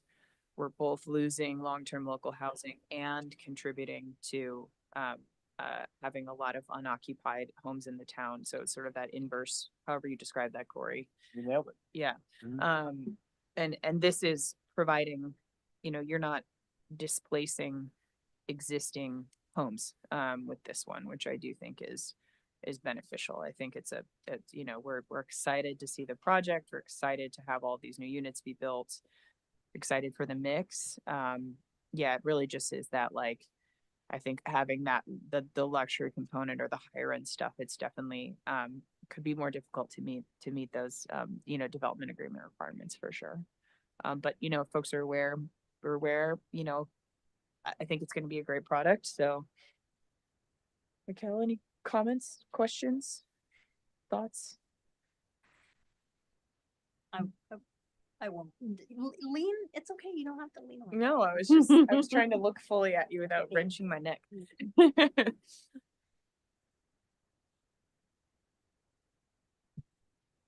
So this is like the one opportunity to get 200 to go all the way through at some point. No. No, and again, I keep looking at Jake's face with this because I have to tip my hat to Jake on trying to get that done. I think it was not this development's failing that lost potential connectivity. In fact, the development was really banking on getting it. It's the fact that the current legal status of that road is really challenging to rectify, and it's one of those that the previous city engineer, it kind of lost faith in being able to rectify. There were a couple of amendments where we could have maybe fixed it, and stuff had gotten away from us prior to decades ago. But yeah, long story short is I would not put it on this development this is our last chance to get 200 South. It was missed a long time ago. Yeah, bummer. Yeah, because a Right. little bridge over the river and they'd be right to downtown. Yep. That was something I think that the applicants also ordered Yeah. and probably will not. So this is like Yeah, y'all are- the bridge between between Ugh. even this development and then it's 200 South, the east side, Main downtown. That's something that I think that Jake has tried to pitch a couple times to the city. Obviously, it's not their land, nor is it kind of within the purview of their development to build a bridge infrastructure, but it's something that the city will probably continue to, as this development moves forward, contemplate how to do that better, how to create that connectivity, because there is the trail system, which is great, but that will serve a limited amount of folks. Yeah. And it's a bummer. It really is. And sorry that y'all have had to. Thank you for trying. Yes. And No, that'd be nice. sorry, it seems like a sore subject. Any other questions No, or you comments from asked anybody? exactly what I, Yeah, that was really it's like hoping for the best, but right. not that there is not faith in y'all's ability to market the heck out of these and get them filled with folks, and including people who qualify under the AEH requirements in the development agreement. But yeah, just that one concern just was kind of the types, because I think as initially, gosh, I've been on the planning commission for a long time now, and I remember when this first came up and when the project was first planned, and it definitely was like, oh, but there'll be little townhomes, apartments, maybe something like that. I mean, again, this is not a bad product type. It's just that concern. Corey, anything else we should discuss or? I have a question. Yeah, about maybe the, Go ahead, Carolyn. I do, but we'll Okay. obviously wait to the. Oh, yeah. Just a question about the floodplain being at the confluence of the two creeks and sort of like, I don't know, 100-year flood map versus 500-year flood map, or any other sort of on-site flood mitigation strategies that are being put into place now that we're seeing 500-year floods twice a year.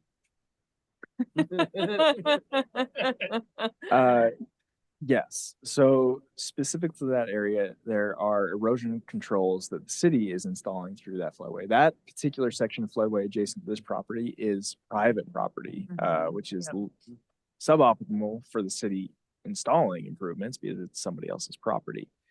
The applicants have actually tried to contact the property owner adjacent to them to broker some connectivity between the city, this development, and them to improve, potentially up to even to the tune of a park, usable space down in the floodplain that's appropriate for that area. Obviously, at this point, there is no movement on that that I can report on, but specific to this development and the capacity they do have is its proximity to the floodway have, through a number of designs, been grappling with that proximity, scour, and other potential elements of design to ensure that this development will be safe from that. If you've ever been on the site, it's pretty significant drop. And so as you look through our FEMA flood sets, the flood way 100-year and 500-year are stacked really close, which is indicative of a steep slope. So scour is probably the challenging element we would see there. That's mitigatable to a certain extent, but again, there's elements of that are not on their property that they so riprap, for example, that would be something the city would, as infrastructure, probably be installing, not the developers per se. But as far as on-site goes, given their proximity to the creek, they've been coordinating with our engineering staff. We do have Jeremy, the engineer from the project, as far as how their storm drain system up on top, so to speak, will release into the creek at a rate that it's not going to be damaging or increasing flows at the devastating rate downstream. So it's not unmitigated drainage down into the creek from this site, which is what's happening now. It's not going to, it's not going to make things worse by any stretch. But it will be, that discharge is where that goes, and that's where most stormwater discharge goes. Jeremy, if you want to check me on any of that, you're welcome to. But yeah, I think. Yeah, no, and definitely Moab's seen its fair share the last couple of years of flood events down there. So it is something that we definitely took into consideration as we went through the design process. The majority of the project, as you can see, is outside of the floodway and outside of the flood boundary, but we still took that into consideration, looking at those base flood elevations to make sure that the structures would be safe in the event that the flood does reach those levels. And as has been alluded to, there is some ripraps to prevent some of the scouring and the erosion of some of those slopes. And so I think, for the most part, I think we've got a pretty good plan to address any of those concerns that do happen with building adjacent to a floodway. Okay, thank you. The other thing I had a question about was I saw that your parking requirement is 246 spaces and you're planning for 271. And I was just curious, why the bonus, 25 odd parking spaces? I think that parking in general just is one of those things that can be, you can overlook it. And I think that our outlook is that more is better. And it's just especially for the congestion of a development that has, ingress, egress, the way that it is and everything. I think that ample parking is going to be an important thing for this specific design. We don't want people walking, hundreds of yards to be able to get to their unit, and so having multiple options is going to be key. And you don't want to have the reputation of a product that's supposed to be a good development that also says, yeah, good luck if you can find a place to park. There's no parking on King Creek after the improvements, right? Or no on-street parking along King Creek? There'll be some, it will not be fully open. There will be some, but it's minimal. And this is probably a silly question, but King Creek's not going to get ripped up again to put in the sewer or the other things we talked about to be able to support this development. Somebody's gonna tell. Right, it will not. No, with this plan, fortunately, one of the very few elements where this is fortunate that this plan's been with us for so long is that we've accommodated in the design bore those connection points. So they're already installed there waiting for this project. Sweet. There's one other project where we've done one similar thing with the anticipation, but yep. So it will not, because we do have a 5-year prohibition on cut into that asphalt once it's poured. I didn't know that. Boring is an option, but not a great option. Yeah, So, fascinating. Interesting. Good questions. Anyone, any else? In general, this development looks pretty darn well thought out. I mean, even everything from the barn dominiums, which support a Moab style, lifestyle. Lots of us have lots of toys. Not me, but people with more money than I do have lots of toys. You just accumulate them. Yeah, and that my only thought was the units they were choosing for AEH, but it sounds like that's something that we'll have a little further discussion. Yeah, I think it's not necessarily units choosing, because that is the development agreement, like it would be in the AH ordinance if this was following the ordinance, which I think is also something that I keep getting messed up in my brain, but is important to remember, is that this is a development agreement that happens to meet the same criteria as the AEH. It's not actually a use by right under the AEH, which came about after. Okay. If this was proposed tomorrow for the first time in the R3, then yes, the AEH would apply. But this was the applicant saying, look, this is a great benefit of our bargain to try to get some things that'll make this development better for us while providing something for the community. But yeah, I think it's more just like the design, the designed unit design, because like Jake was saying, because of that rough proportionality agreement, it's as it is right now, that is what it mandates. It's more, had the project been designed differently and they're not maybe been those kinds of luxury units, it maybe would have, Then they wouldn't. on paper. Yeah, it's more that. And just to be clear, again, like it's not the applicant choosing the specific units, they were choosing the design of the project, which then denotes, yeah, the specific unit requirements. You said you had a few things to add. Now is your turn. if I may, and this Yeah. is actually this is the opening that I think leads into it nicely, is with Jake's review, it's not so much as a clarification, but I think the overall tone, and I'm going to contribute here, if I will, of how this design is coordinating with this agreement, is that to me, the tone in this is a little off. And I'm wanting to, in some way, not clarify or correct, but this agreement was established before the design was made. So the idea that, well, we have this product and we're trying to fit the AEH into it, I think is misleading. And to be perfectly honest, and this is why there was this big overture, there is a way to design 160 units that will not be at a consequence of performing poorly.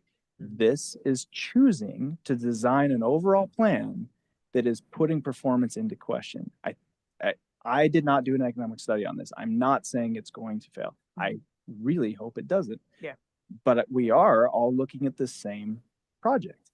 And I think the idea that the way this has been framed is that, well, we have this and the way Jake framed this, and not to pick on you, Jake, at all, but we would have loved to have seen this done differently. They're the ones driving this. They had the power to redesign the products. Not to say, I don't know what's going behind the scenes of what their obligations were, what their performance requirements were to even purchase property. Yeah. So I'm making a lot of implications here that I may not be able to back up. But I do know is that, in a sense, we can't be viewing this as the cart driving the horse. Is that, yeah, we'd love to renegotiate. That's what we're doing now. Mm-hmm. The time would have been to come to the planning commission and say, look, guys, this is a struggle for us. And this is months and months ago, probably even maybe a year ago, that we've had some of these hard discussions with the applicants of, let's get together, design a product that maybe is working on that language of rough proportionality. What does that mean to this planning commission? It was at that time, and a number of other elements and variables going on with the applicants, that they chose, we're committed to this product or these series of products, and we are going to designate them down the line. That was not always the original plan. And I think it was in some way saying, okay, Moab, let's see how this plays out. And to me, that's putting the future city council, future staff in a really tough position if they're not able to perform. I'm not saying again that they're not going to be able to, but in the consequence that they don't, what is happening? What in this what if, and it's not, that's what I'm trying to say. It's not that far-fetched of a what if, given our climate with any product. I could say this about anybody going through age, is the what if. In our standard ordinance that we've installed, we had to, through the state, go through the gauntlet of that what if. This development agreement did not, nor have the applicants. So that was the question that I had posed to the applicants to some degree to, in some form, maybe in some way present tonight if they felt inclined, but is, do they come back to city council and say, hey, nobody's occupying, we can't get it done, we can't get it done, well, what happens now? According to the development agreement, that is the you've designed this product, that there's nothing that we're obligated to do to you. But of course we're the city, and of course we're not going to have these units unoccupied. Yeah. Of course not. And that what repercussions that may have on the rest of the AEH ordinance with the state.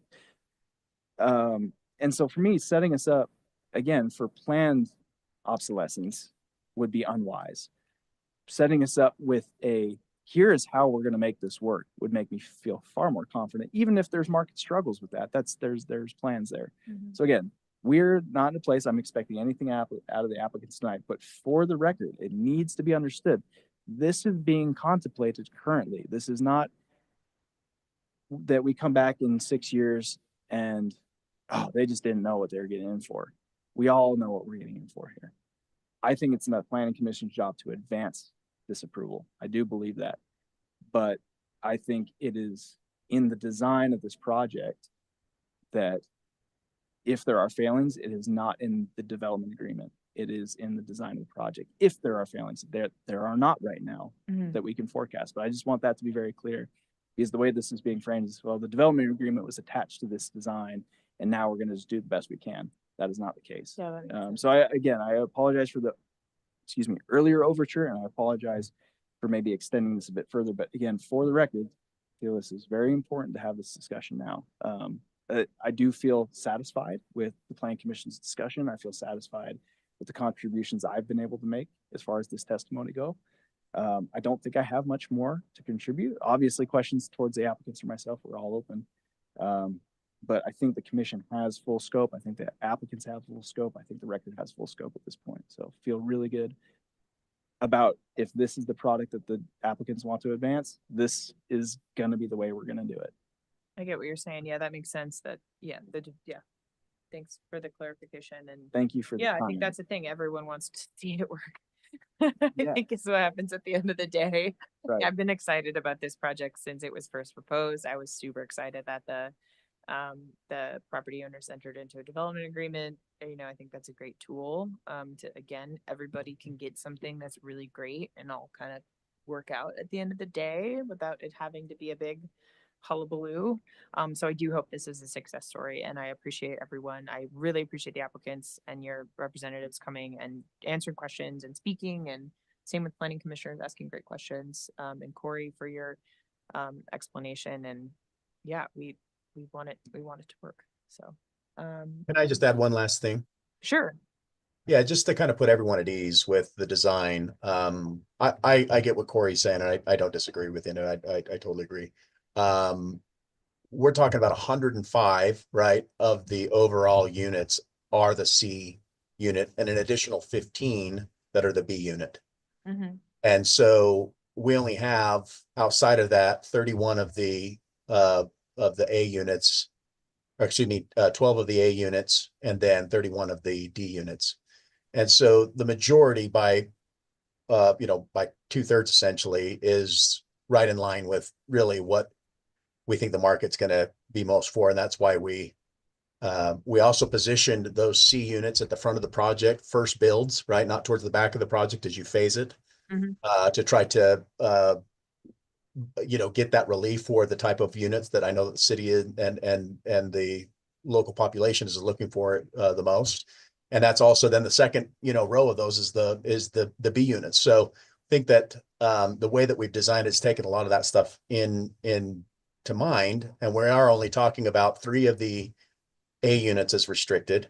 And then, yes, a higher number on the D units, which is where the risk is, but we still are only talking 10-ish units, right? So 13 in total that we would say are somewhat in the risk, whereas we've got, you know, roughly 40 in total of the other ones that are in the product that we're talking about. So, you know, I think that we're in a very healthy ratio, Great. you know, of targeting some to take a little bit of risk on, and then really hitting the meat and potatoes of what we all feel most comfortable where the market's at, if that makes sense. Yeah, thank you. Sure. Any other questions or comments from the commissioners? We can entertain a motion if that's something we would like to do. I do believe it is in the agenda summary. As Corey said, the recommended motion would be the motion, and then the following conditions, condition 1A, B, C, et cetera, 2, et cetera. Doesn't have to be Miles. There are 3 others of you. It should not be me unless it has to be, but I mean, I'll go ahead. I move that the City of Moab Planning Commission conditionally approve planning resolution number 06-2024, a planning resolution conditionally approving the level 2 site plan for the Blue Bison Villas on property located at 398 Cane Creek Boulevard, Moab, Utah, 84532, with the following conditions. 1, all outstanding comments should be addressed to the satisfaction of the Moab City Engineer Planning Coordinator prior to building permit approval, including sections A, B, and C, and all that follows. okay, we have a motion from Miles. Is there a second? I'll go ahead and second that. Okay, a second from Jill. Any further discussion? Okay, all in favor of the motion on the table, say aye. I All right, motion passes unanimously. Thank you to the applicants for all your hard work. We're excited to see this get moving. Be awesome. Thank you. As are we. Thank you, guys. Appreciate all of you. Thank you. thank Much you. appreciated. Thanks. Thank you, Corey. Great explanation Mhm. and super important discussion. Can I ask kind of an unrelated question? Yes. Yes. Time. I wasn't at the last meeting and have missed like any recent updates about the overall code update. And I'm sure there's flags to promote energy efficiency opportunities and new developments that'll help us achieve our sustainability action plan goals. But yeah, hadn't specifically asked about it, so just wanted to raise that. Could we table that till the end of the meeting tonight when we have future agenda items maybe? So we can get Perfect. through the last action item. Perfect. If that's okay. But yes, Yes. that's a very good question. All right. Next, 5.2, consideration and possible approval of planning resolution 07-2024.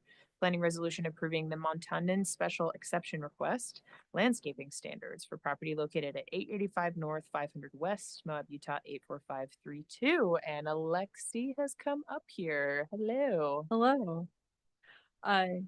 This might sound a little familiar. When you read it, it might have looked familiar. It was based on a previous mature tree exception that you had seen on the same road. When we're talking about future business, we'll talk a little bit about what we might do about that. But for tonight, we're looking at the Casey Montandan's property and a special exception to the approved plant list. We're running into an issue with a lot of mature trees, elms, ash, and cottonwood that are not on the plant list and are not favorable to add. Meaning we probably don't want people to plant these due to problems that they would have, such as disease, pest problems, weak wood that isn't optimal for residential or places where there are a lot of people. However, these trees are mature, they already exist, they're providing a lot of benefits, and the owner would like to keep them. They are not on the noxious weed list for Grand County, and they do fulfill a lot of the purpose that was in the landscape ordinance to try to improve the aesthetics of the community, sustainability, erosion control, oxygen, air, clean water, lots of things.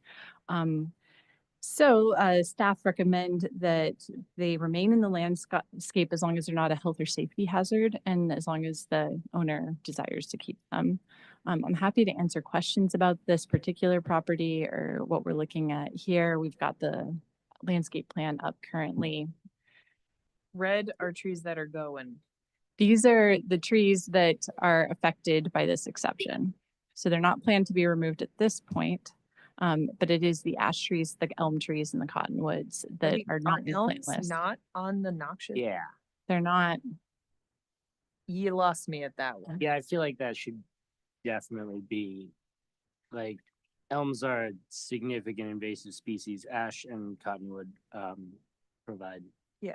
far less of a problem to our watershed and all the other things that elms are not good for. I was And elms are surprised, too. Very prolific with those seeds and everything else. So just simply having them, even though they are established trees, I feel like elms should very much make it onto our noxious plant list. Yeah, I agree. For context, I have 2 elms in my backyard. We cut one down and had no shade and no trees while a new tree is getting established because it was that much of a problem. They're So, Ash trees also, I know in the last one of these we saw, the homeowner was dedicated to a very comprehensive pest control regimen because Mhm. that was the main concern with ash trees and why they didn't end up on the approved plant list was because of these ash bugs that we know are coming and are going to be more of a problem. And so I feel like if we're going to go further with other exceptions for ash trees, there should be some kind of understanding or agreement that maintaining and, paying for the, pest prevention to be done is something that's going to be expected if you want to keep the tree. Mhm. really dumb question. We love those. Let's Why is this property seeking an exception? What are they doing that They want to build an need to? ADU. Yeah, they want to build an ADU. Oh, Yeah. And What- how did I miss that? And then that brings the It's- whole property into question. uh-huh. Mhm. Yep. At what point are we gonna stop doing that? What? As far as threshold for. Like Mhm. counting, yeah, counting landscaping on places that aren't new construction. That will probably be a consideration that the planning commission city council can review. I don't think that the staff will be proposing any threshold adjustments. Is a the new ordinance. ordinance. Yeah, It is a new this is ordinance. just Yeah, this is not like But work how here. many of these exceptions have we heard since it passed? 2. Oh, more than that. The very first one was for the city itself, remember? Yeah. Well, Wastewater The, treatment. that was maybe that that's one and two it was different the last questions. one. Is I think we are advancing as staff potential amendments, and maybe Alexia, I'll let Yeah, you sure. explain that. All right, so a couple of amendments we're thinking about for mature trees is one, exempting mature trees that are not a health safety issue, not on the noxious weed list, so they just won't come to you, that will be an administrative decision. Yep. And the other is working on a guideline for, I think you saw an exception for trees that are like 18 feet back instead of 16 is to try to make that an administrative decision as well when it's something that's within a couple of feet of a guideline that we had, to not have to require it for that. So we are looking at common themes and the exceptions that are coming to you to try to think of solutions when it seems kind of common sense, but to still make things come this way when they're not. So threshold for requirement Okay. won't change, but the amount that we're just able to do as staff will, hopefully. Is that, Yes. Okay, because okay. It is common sense. Yeah. And speaking to threshold, like a small interior remodel might not be something to trigger this, but an ADU is a fairly significant Yeah, that's yeah. change to a property. And so I very much feel like that's a proper threshold to hit the full landscaping update on it. Because you're tearing up a big chunk of the yard and installing a, significant building on a property like this. Yeah. Yeah, I'm just like, I'm frankly being like speciesist, but Well, I double checked. I double checked. I know, and I think it's like, if they're not, they should be. And also, here's my issue with this specifically for elms, not just because it's an annoying tree It's that an emotional issue. the, maybe started on elm trees. It's the fact that they are such a fast growing tree too, that a mature elm is not the same and does not provide the same benefits and does not, it's not the same sort of stability. And they're also really fragile, especially where they are on the property lines. Like those trees are going to be problems for the neighbors, for the homeowner, for every fence they have in the vicinity. Oh, I have one in my yard. I can't wait to cut down. 'Cause Yeah. It keeps dropping branches on my property and on the city street every time we get a big windstorm. Exactly. I mean, and that's really it for me. Like we all know that cottonwoods also are super problematic when the time comes But for at least them. they're native. They are native and they also it provides, I feel like there's a lot more shade provided. Elms don't provide a whole ton of shade either. They're The suckers. yeah, that's the thing. And you could just blow a bunch of seeds and have like 5 mature elm trees in 2 years, basically, if it had enough water. And I don't think it's more like the spirit of the ordinance that we're trying to make. And I don't think it's like my particular loathing for elm trees that it doesn't meet the spirit of the ordinance. Whereas the other tree species, like the ash trees, even with potential problems in the future, they actually serve the role that we want trees to serve in the ordinance, which is why we consider this as an exception. Well, and I would love to run it by a botanist in the area or something like that, but it's my understanding that elms and tamarisk are 2 of the most problematic invasive species in our riparian areas. That Russian olive and tamarisk. Russian olive, but yeah, throw the third one in there too, but that the way that elms are so prolific and they can reproduce so quickly and via suckers and the millions of seeds, and the way that they can outcompete so many native plants makes them a significant issue. And so I definitely think they should find their way onto our noxious weed list, but on top of that, I'm hesitant to approve an exception. Like I have no problem with the ash trees. I would hope that they would maintain them and make sure that they don't get destroyed by pests and stuff like that. But I am hesitant to approve the elm tree staying. I mean, is there an opportunity with the types of amendments that you're proposing to because it seemed to me like USU Extension are the owners of that noxious weeds list. So I don't know what the process to altering that would be, but could we introduce an amendment that names additional problematic trees that aren't on the list, but that we don't want to continue to approve exceptions for? Yeah, the noxious weed list is through Grand County. But right now the ordinance does list that as our reference, but it would be possible if we either had specific species that we wanted included or we found another list that includes things that we're interested in, it would be possible to reference a different list in our ordinance. So we would have to update the code, but it would be possible. What were you just looking at, Jill? Well, I'm just on the page where, the motion would be if you go down, but these trees are not good candidates to add to the approved plant list. But USU, the extension, because they do what they do, but it just suggests shouldn't be planted in most cases. And I mean, I fight elms from my neighbor Yeah. monthly. I'm cutting those things down out of my yard. They grow so fast, and I imagine the neighbors are the same thing. And I would guess that a good portion of those elms were probably suckers to begin with, but they weren't there to begin with. Oh, Excellent. 100%. Yeah, and they just keep coming and coming. And my question is this something? I mean, I know that they have a lot of trees and it's a lot of shade, but yeah. Well, importantly, you're not planting something else if the elms are there too. You Like I said, can't. I cut You just down can't. the only shade in my yard Yeah, so that I And could the plant roots are all there. something else Mhm. that would provide shade in 10 years at this point, but it wasn't going to. But there are some other trees there, the gut mulberry, and so I mean, I don't know how big the elm trees are. I mean, mulberries grow super fast too. Yes, They do. I have one. So, Mm. But they they provide food for birds. They are really good shade trees. mhm. Where would this applicant be without counting the elm trees? Mhm. be my question, because we have a little bit more Yeah, there was a leeway here, Yeah. right? How much are we First one. requiring them to change? I actually was wondering if that would be a question. Sure. I also have a neighboring elm tree that causes me a lot of grief.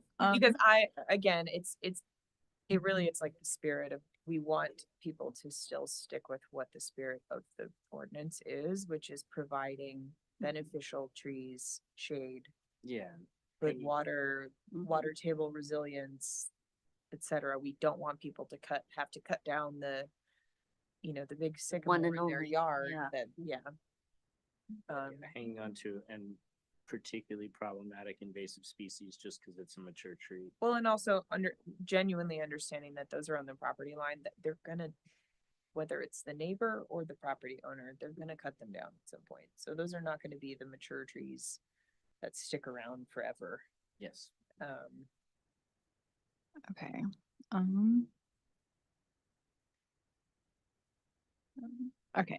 This Can't is, force somebody to cut down their trees. That's not what we're doing, but we can say that, So they don't count as part of. yeah. Mhm. yeah. Okay, so this is what we use to calculate the percentages. And it just took out, we're pretending like cottonwoods got an exception and ash got an exception. So it puts them at 16.2 by count. That would not be on the list, and they need to get it down to 10. The options there would be either to plant more things that are on the list if we're going by count, or to take some things off, potentially the elm trees that are not on the list. So by simply removing them without adding other trees, they could meet that requirement? They would have to add other trees because they Yeah, Are- could you have clarify the street ten trees. percent? Mhm. Yeah, I think that, They're still. is that understood what the threshold is that we're looking for? Mhm. Okay. Mhm. Because that may seem counterintuitive of, wait, I have to add or subtract that? How is that? It's because we're talking about percentage of I guess material being my, So applied. they're on the street trees up here on Palisade, so they would need street trees if they took all the elms out. So they would plant something else, what is on the street most side? likely. Pardon? Palisade was and the just- 500 West. Oh, there. I had it Okay. flipped in my brain, but yeah, Yeah. that's on the Mhm. street side. It's not abutting a neighbor's property. So did I. Yeah, this is Did north. Mine differently. Yeah, Yeah, it's on the north- corner north of accurate. 400 and So they might have to plant something up there. I'd have to calculate that too, but it's possible more trees would go up on Palisade. do they need street trees? Right now they don't. They are over count on street trees right now. I'd have to Guess my look. question, I just want to know quantifiably, specifically if we can, by saying, hey, all these other trees count towards your percentage, these particular ones don't. How are we burdening the applicant by saying that potentially? Potentially, they could just plant more things that are on the list and keep their elms. Okay. That would be possible and probably the cheapest way. The alternative would be to remove the elms, which Okay. would be more expensive. To remove the elms and then plant other trees. Potentially, if it makes them short on street trees, but by plant coverage, they have so much plant coverage right now. I don't know that it would tip them over on that. That- It might. Seems like a no-brainer to Yeah. Plant some other things. yeah. I don't want to set a precedent of preserving elm trees. Honestly, I mean, that's where I am too. It really just comes back to what's the intent of the code? And when we discuss further items, I'm very curious to know if, Russian olive and tamarisk are on the noxious weed Yes. list. And how we could make sure that Siberian elm also ends up on. the Well, I'm noxious weed actually, list. which might be a better way of doing it, potentially easier, would say, maybe, I don't know, maybe this is making it more complicated. Give a list of preferred trees for potential mature tree exceptions.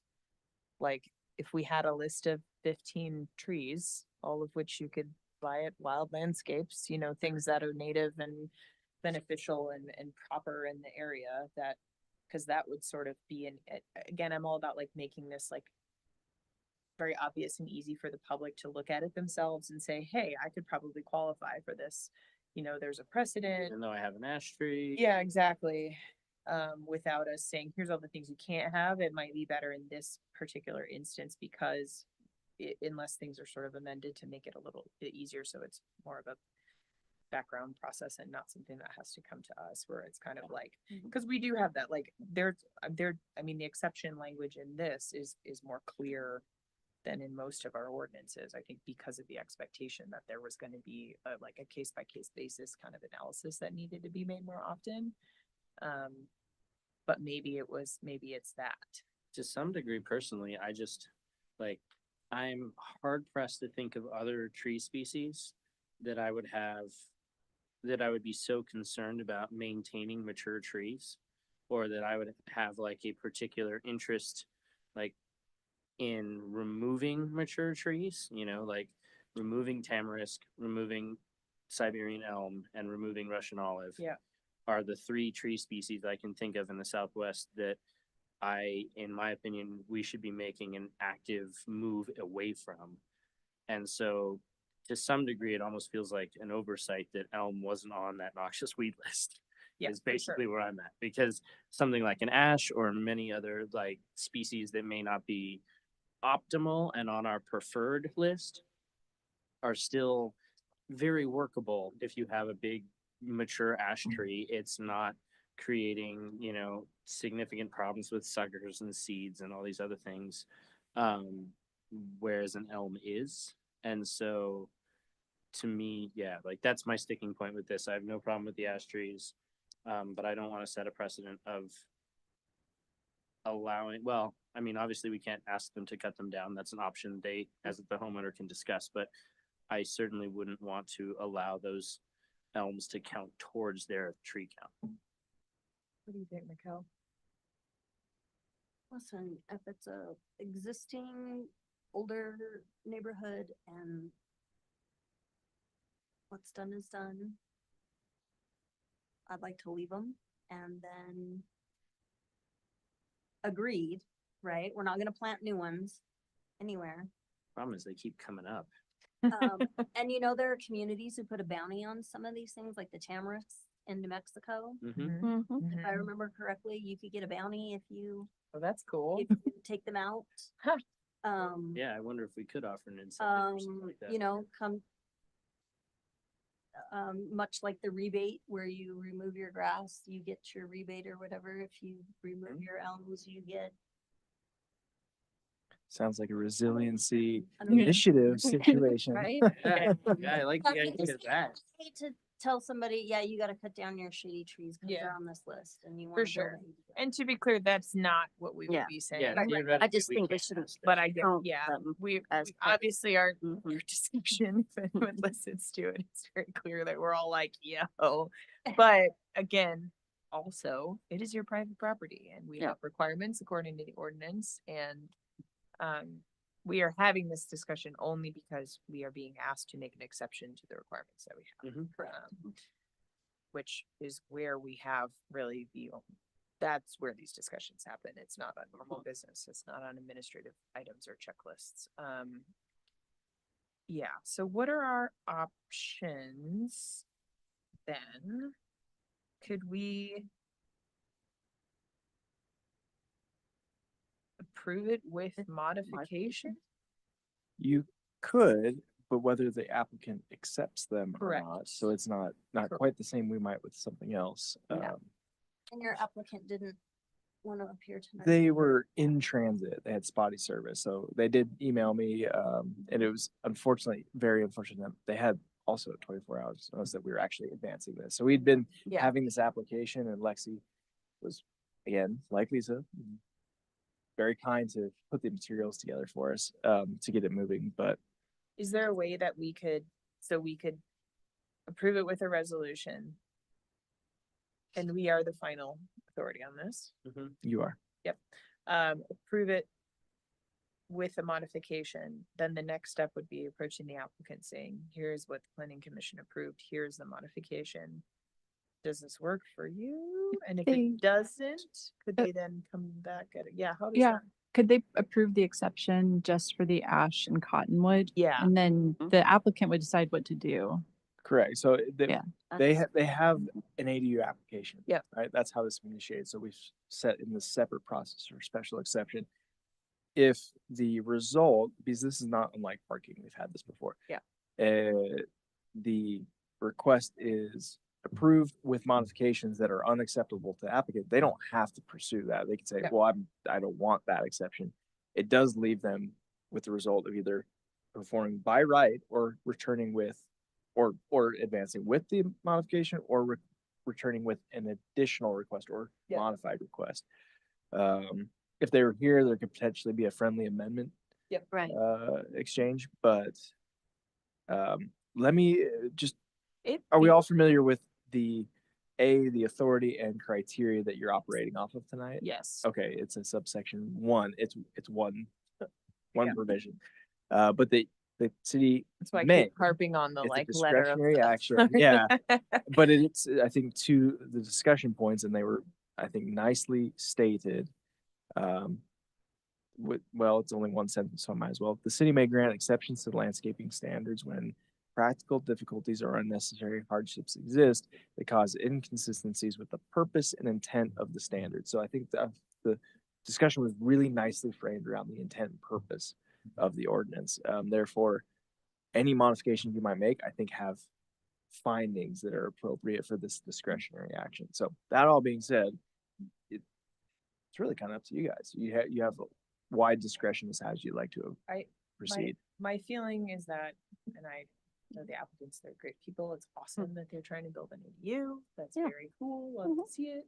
I think it hopefully is very helpful to them meeting their requirements if we are able to give an exception on every other tree that they're asking for other than the elms. I think that hopefully gets them a heck of a lot closer to what they're trying to do, makes it a heck of a lot easier than if it was just a flat out no, which would be within our Mhm. authority to do. So I feel good about that. But it seems like that sort of the consensus from everyone is like this would kind of lead down a bad road potentially, which is something that I want to be aware of. We're not opening the door to having this like really go a way that I don't think the ordinance intended. Would sort of be my thought on As it. this is a discretionary action again, I think precedent is a solid consideration in discretionary actions.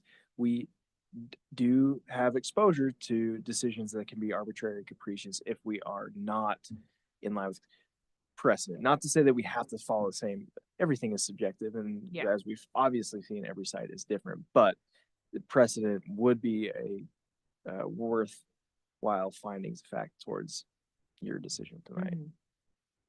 Yeah, this is the first time we've been asked to Mhm. give a mature tree exception for an elm tree. Yes. And I feel Mhm. like the conversation would have been the same had it been the city's property. Sure. I actually rewatched the previous one and somebody did say it's not like they're elm trees, Oh, it's probably which me. is Oh God.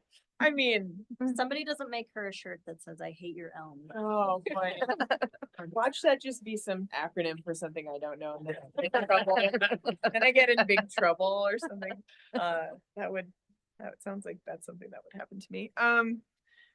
Yeah, I think, if it seems like everybody's kind of on the same page. I think hopefully helping the applicant along and sort of unburdening their process of getting the ADU, preserving the super awesome, amazing trees that they have on the property.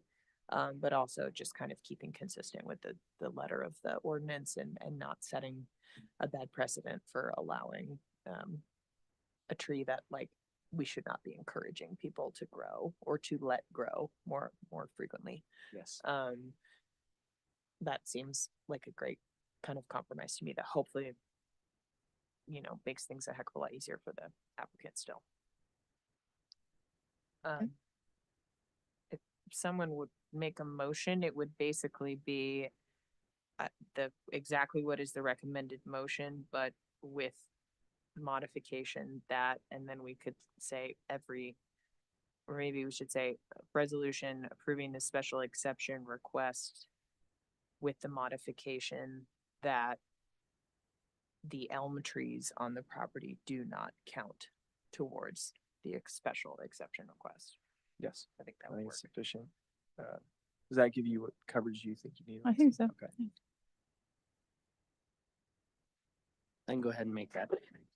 Like, next, in 2025, we're gonna rotate and everyone is gonna make a I count motion. to like 3, and then if nobody else takes a deep breath. Once he took that breath, I'm like, Uh, oh, he's got it. So with the exception, Hmm, I move that the for city, modification. Modification. Yeah. I move that the City of Moab Planning Commission approve planning resolution number 07-2024, a planning resolution approving the Montadon Special Exception Request landscaping standards for property 855 North, 500 West Moab, Utah 84532, with the modification that none of the elm trees, Siberian elm trees on the property count towards the foliage necessary. I think that will do it. Is there a second? I'll go ahead and second that. Okay, motion from Miles with a modification and a second from Jill. Any further discussion? Okay, all in favor, say aye. Aye. Aye. All right, motion with the modification passes 5-0. Lexi, thank you very much. Yes, thank you. Thank you for sticking it out. This was Yeah. longer me than I anticipated. Yeah. Thank you. We need to do what council does and have shorter items at the beginning. Yeah. The poor folk don't have to Right. stick Oh, around. yeah, I think we're unfortunately putting staff at the back of the line of that. where we have Oh, that's applicants true. and they think- Yeah. I I figured I that's what did was happening. consider that earlier. No, I got your logic. Okay, now I will say we have future agenda items and I would like to start that with what Carolyn brought up earlier, which was her question about sustainability initiatives. If you wanna, Yes. yeah, Take that question. reset that question. that'd Oh, be great. sure.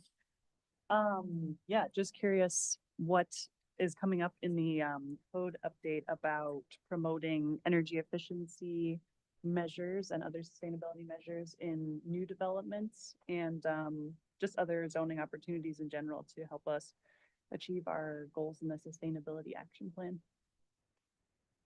I think you're going to see EV readiness, which is not energy efficiency. We have some limits on energy efficiency because of state building code. So it would have to be a stretch code.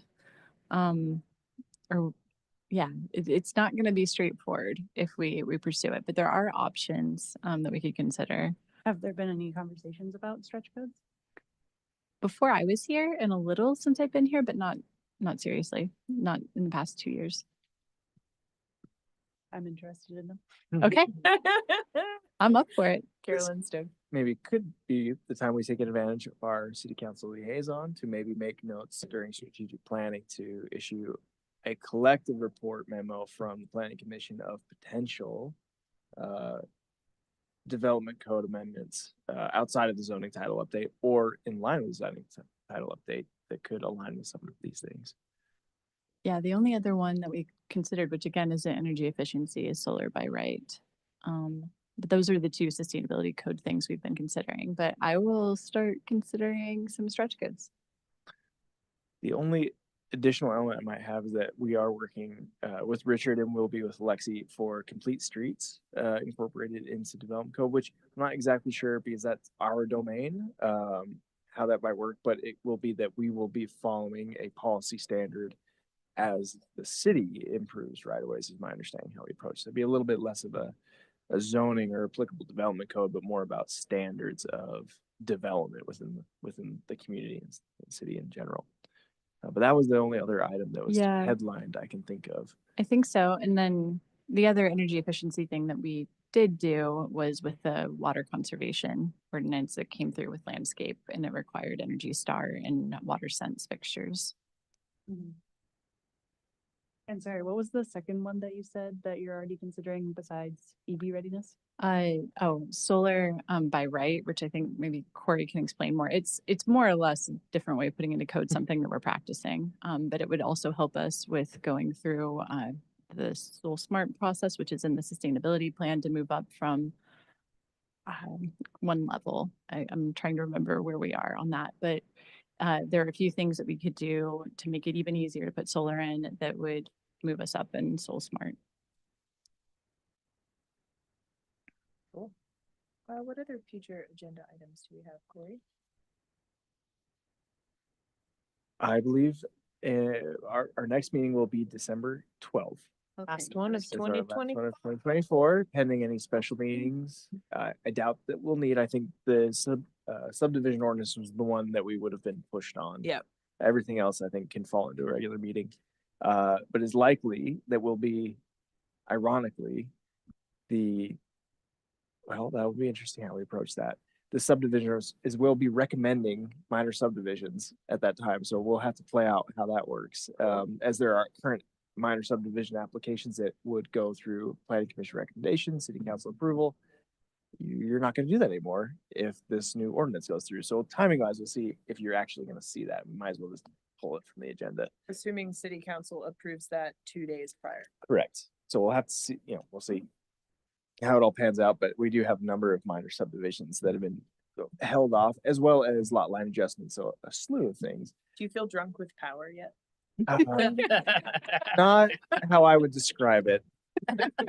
Not how I would describe it. Overwhelmed. Yeah, maybe there's Liar. maybe some other adjectives around that.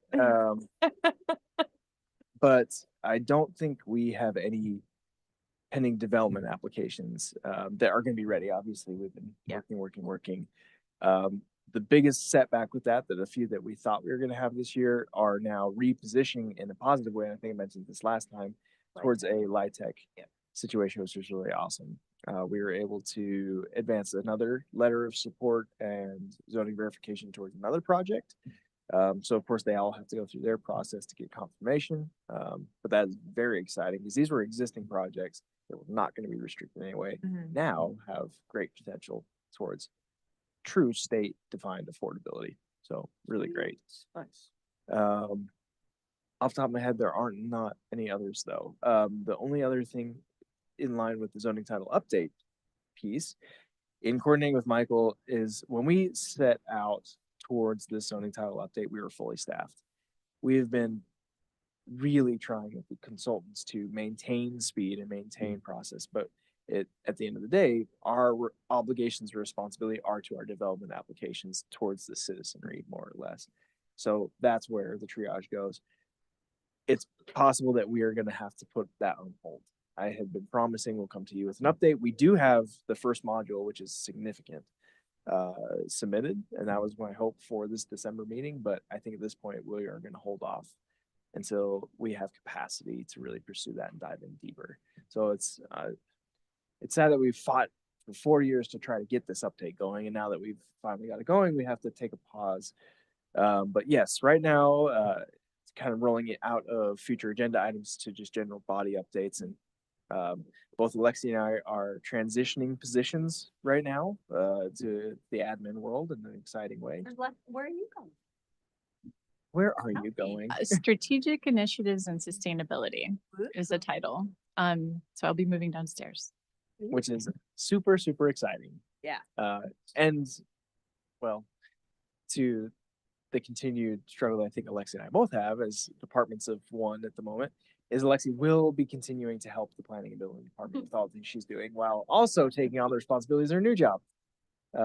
With a huge pay bump, I hope. You can only hope.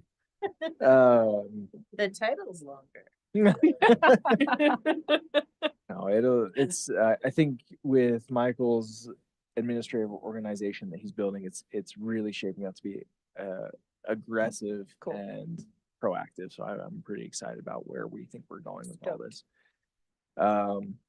That being said, the planning division is in thin shape. We are currently advertising for a planning technician, whereas our previous community development administrative assistant is no longer with us. She's still in the building, just moved positions, but that means basically top to bottom, there is no planning department. So the planning technicians are next available position that is being advertised, I believe currently. Please, if you're listening to this and if you've listened this long, you should apply.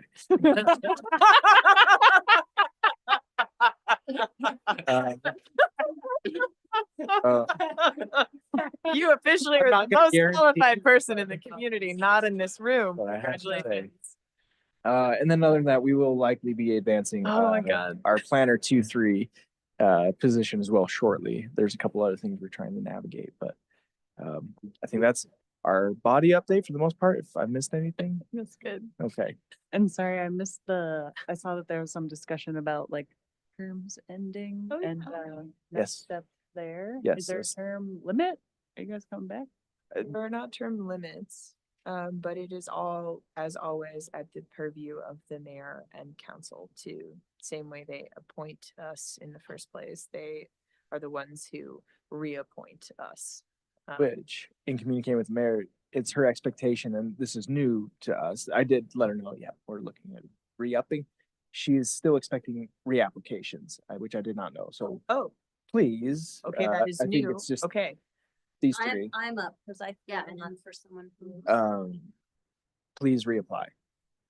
I don't, not that Okay. I forgot that's, we do that. yeah, So- which is, it used to be an email. Yeah, Lisa Church is coordinating that Okay. between Lisa and I, but the link goes directly to the mayor. So an email directly to the mayor would be sufficient. I'm glad you said something because I would not have done that. I didn't assume so myself either. It was just, Showing up. yeah, tonight I was speaking to the mayor and she said, oh, but they haven't applied yet. So I don't know if they're interested. I said, they are interested. I Oh, will have them apply.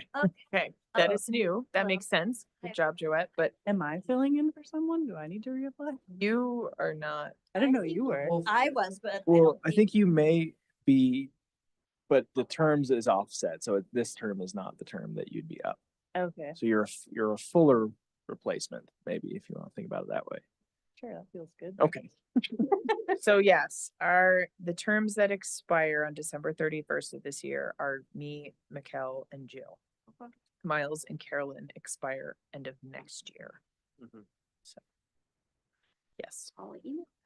Yeah, would you mind Fill it sending out. us that email that we're supposed to send it Yes. to? Yes. That would be great. That would be awesome. It'll be really awkward when I come and somebody else is sitting here. I know. We say this like this is an easy role to fill.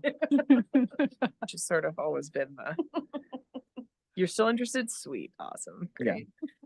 But it makes sense. I think it's a great idea that the mayor is opening it up and encouraging people to actually really express their interest. So that's totally good, and I'm glad we know.